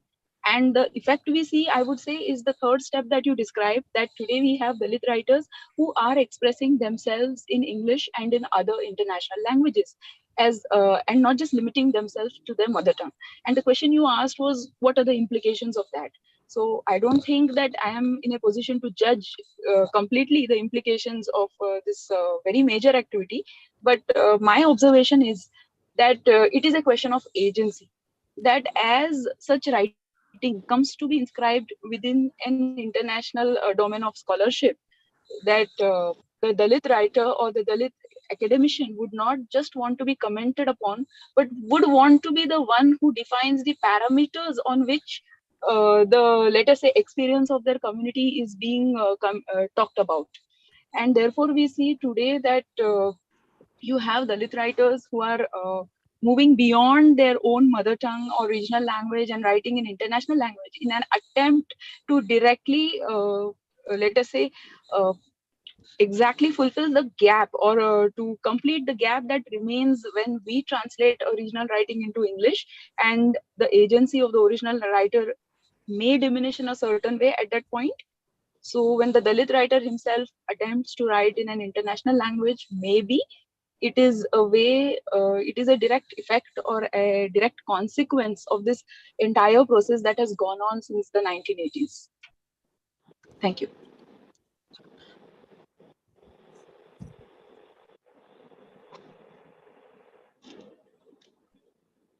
Anyone else would like to speak?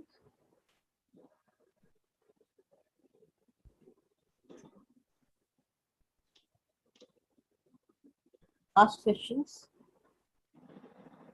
Even others can answer the questions. It is not that only the paper presenters have to answer the questions that were raised, because it's a discussion. So everyone is free to contribute if the chair permits. Yes, of course.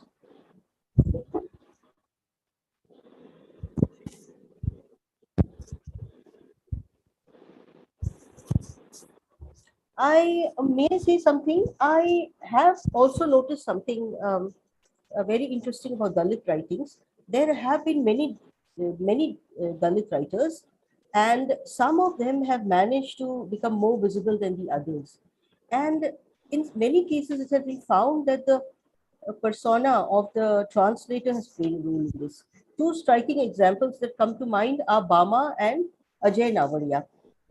Bama has been translated, of course, we all know, by Lakshmi Homstorm, and Ajay Navaria also, who's from Jamia in Hindi department, he's also been translated by a very well-known foreign scholar. And of course, we have Mahashweta Devi, who's writing about tribals, but is herself from the upper caste. She's also been translated by Spivak.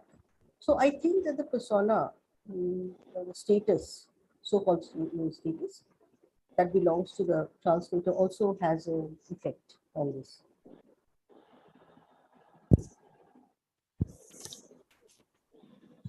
Yes, ma'am, I completely agree with you.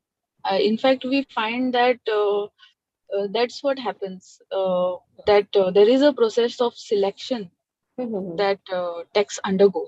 The choice of texts, the choice of themes they may not completely depend on ideological considerations in the process of translations. At times, there may be other considerations, political as well as geopolitical or even commercial considerations. And that is why I said that I think it is in response to this that Dalit writers have begun to write in other languages, international languages as well as it is a natural progression and organic process. As the community progresses, there are more avenues that are open, and they have very well grasped these avenues, and it is their right to do so. Okay.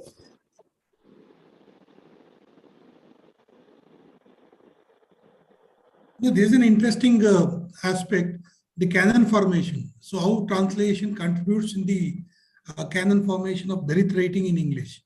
So which are the agencies that are part of it? The translators, the location of the translator, geopolitical politics, and then the publishing industry, and then the marketing industry. Apart from all these things, I think there is one more point that I would like to bring to your notice is of the role of pedagogy. I think many of these texts are translated and taught in the universities as textbooks. And most of the readers are also, I don't know whether they're part of the movement or whether they read it as part of their pedagogical exercise in the classroom. So this role of pedagogy in canonizing and promoting certain texts, what gets translated, what gets included, is also quite interesting, I think. So this all these question of marginal writings and then their translation, and then the universities picking up on certain things and making them as part of the pedagogy, and how they mediate in the classroom are something that we need to, I think, look at too. Thank you. Yes. Can I? Yes, yes. I was also thinking of two things. The one point is we may also have to examine whether these Dalit writings become popular when they're actually written in their Indian languages, like in the case of Karaku, they become popular instantly, or after some time when they were translated into English by an agency, by a well-known figure like Lakshmi Armstrong or Spivak or somebody. So if in the first instance itself, when they're written down in their mother tongue by these writers, they become popular, and then because of that popularity, they get translated into other languages, English or other foreign language. That's one thing. Or after they get translated in English, they reach wider audience, they get that kind of recognition. That is one point that we have to see. The other thing, I was reminded of Mahasweta Devi in one of her meetings, so I think maybe award function or something. She says she became popular because of her translations into other Indian languages, not because of her English translation by Spivak.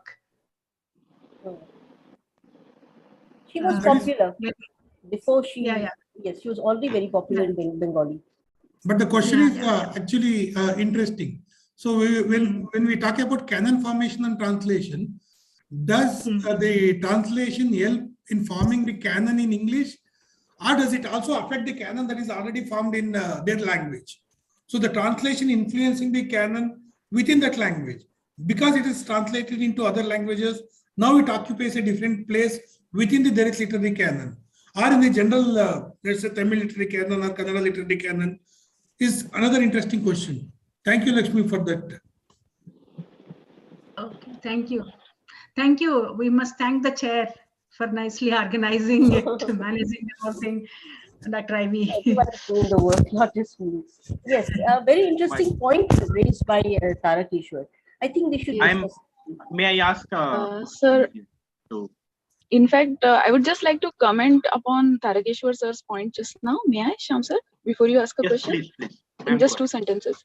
In fact, the author that I chose to spoke about today is a classic example of what Sir said, that while she already had a status as an activist within the Marathi domain or within Maharashtra, as a writer, due to her unusual use of, let us say, non-standard Marathi dialect slang, there was a kind of criticism about her writing. But after the publication of Aidan and its immediate, almost immediate, without much gap, translation into English by Professor Maya Pandit, and also at the same time it coincided with a moment in let us say academia where there was a demand for and a increasing scholarship on Dalit women's autobiographies and writing at the time. Yes. It had reached, let us say, a moment of maturity at that time, and therefore to a certain extent it was the English translation of her autobiography which kind of allowed her to solidify her position within the Marathi literary canon and enter the ranks of other Marathi women writers who belong to, I would not like to use the word Savarna, but definitely could not, who belong to, let us say, more elite and educated, let us say, communities at that point in time. Thank you.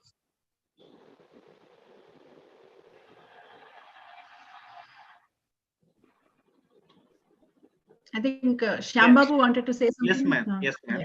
Actually, since you are all distinguished scholars in the area, I just wanted to, apart from this canon formation and translation from other than regional languages, I'm also looking at the prospect of the aesthetic value or aesthetic dimension that has been raised from time and again in the about the Dalit literary narrative or Dalit literature. I mean, how aesthetics can be translated or how Dalit aesthetics can be recreated in other than the original language. That's I wanted to inquire from one of you, any one of you. But how do you locate Dalit aesthetics in translation? Is it like canon formation where it goes by the dominant belief system or dominance of vocabulary or register or certain acceptability across the state or region?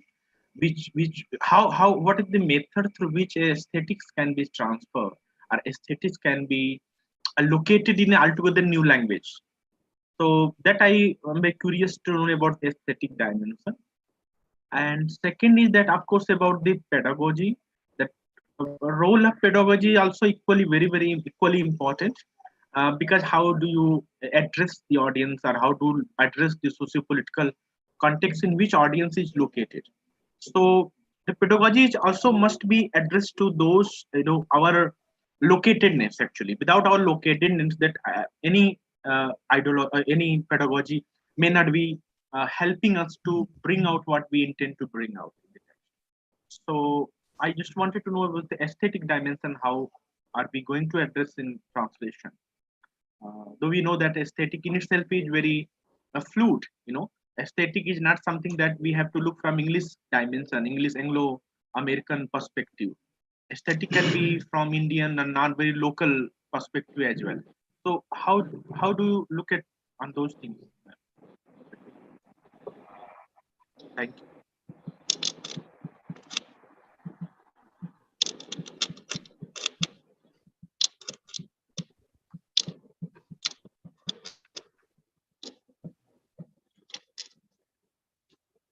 Okay, I believe it's almost time to wind up this session. Ivy ma'am, do you have to add something to this? No, there was a factual question that was asked in the YouTube streaming. Somebody wants to know whether that Malayalam play is translated into English.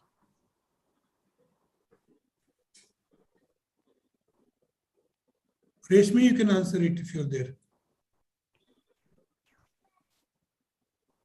Yes, if the question is asked to me, in the work that I have chosen is definitely translated, is a translated work in English. It is available, and that is why I have chosen the translated work.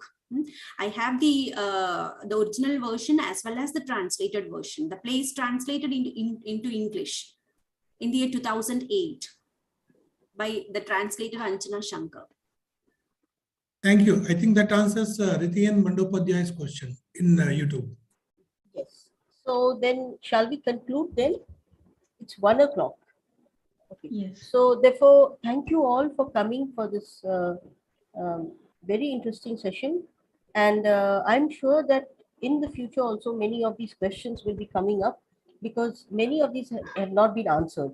But I think that the purpose of any conference or seminar is to open our minds, to lead us to ask questions.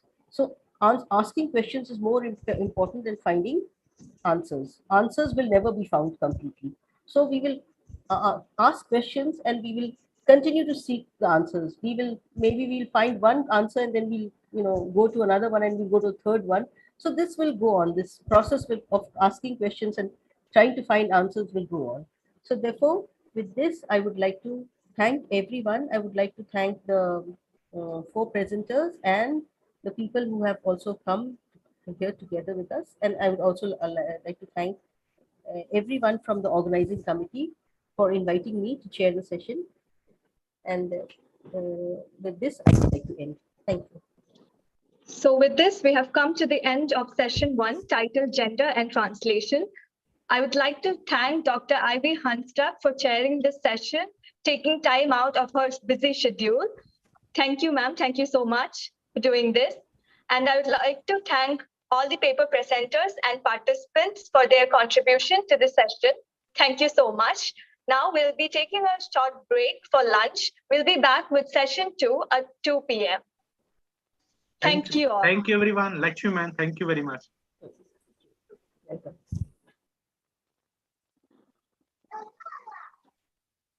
Those who are attending the live streaming in YouTube, the live streaming will stop now. Again, it will begin at 2 o'clock.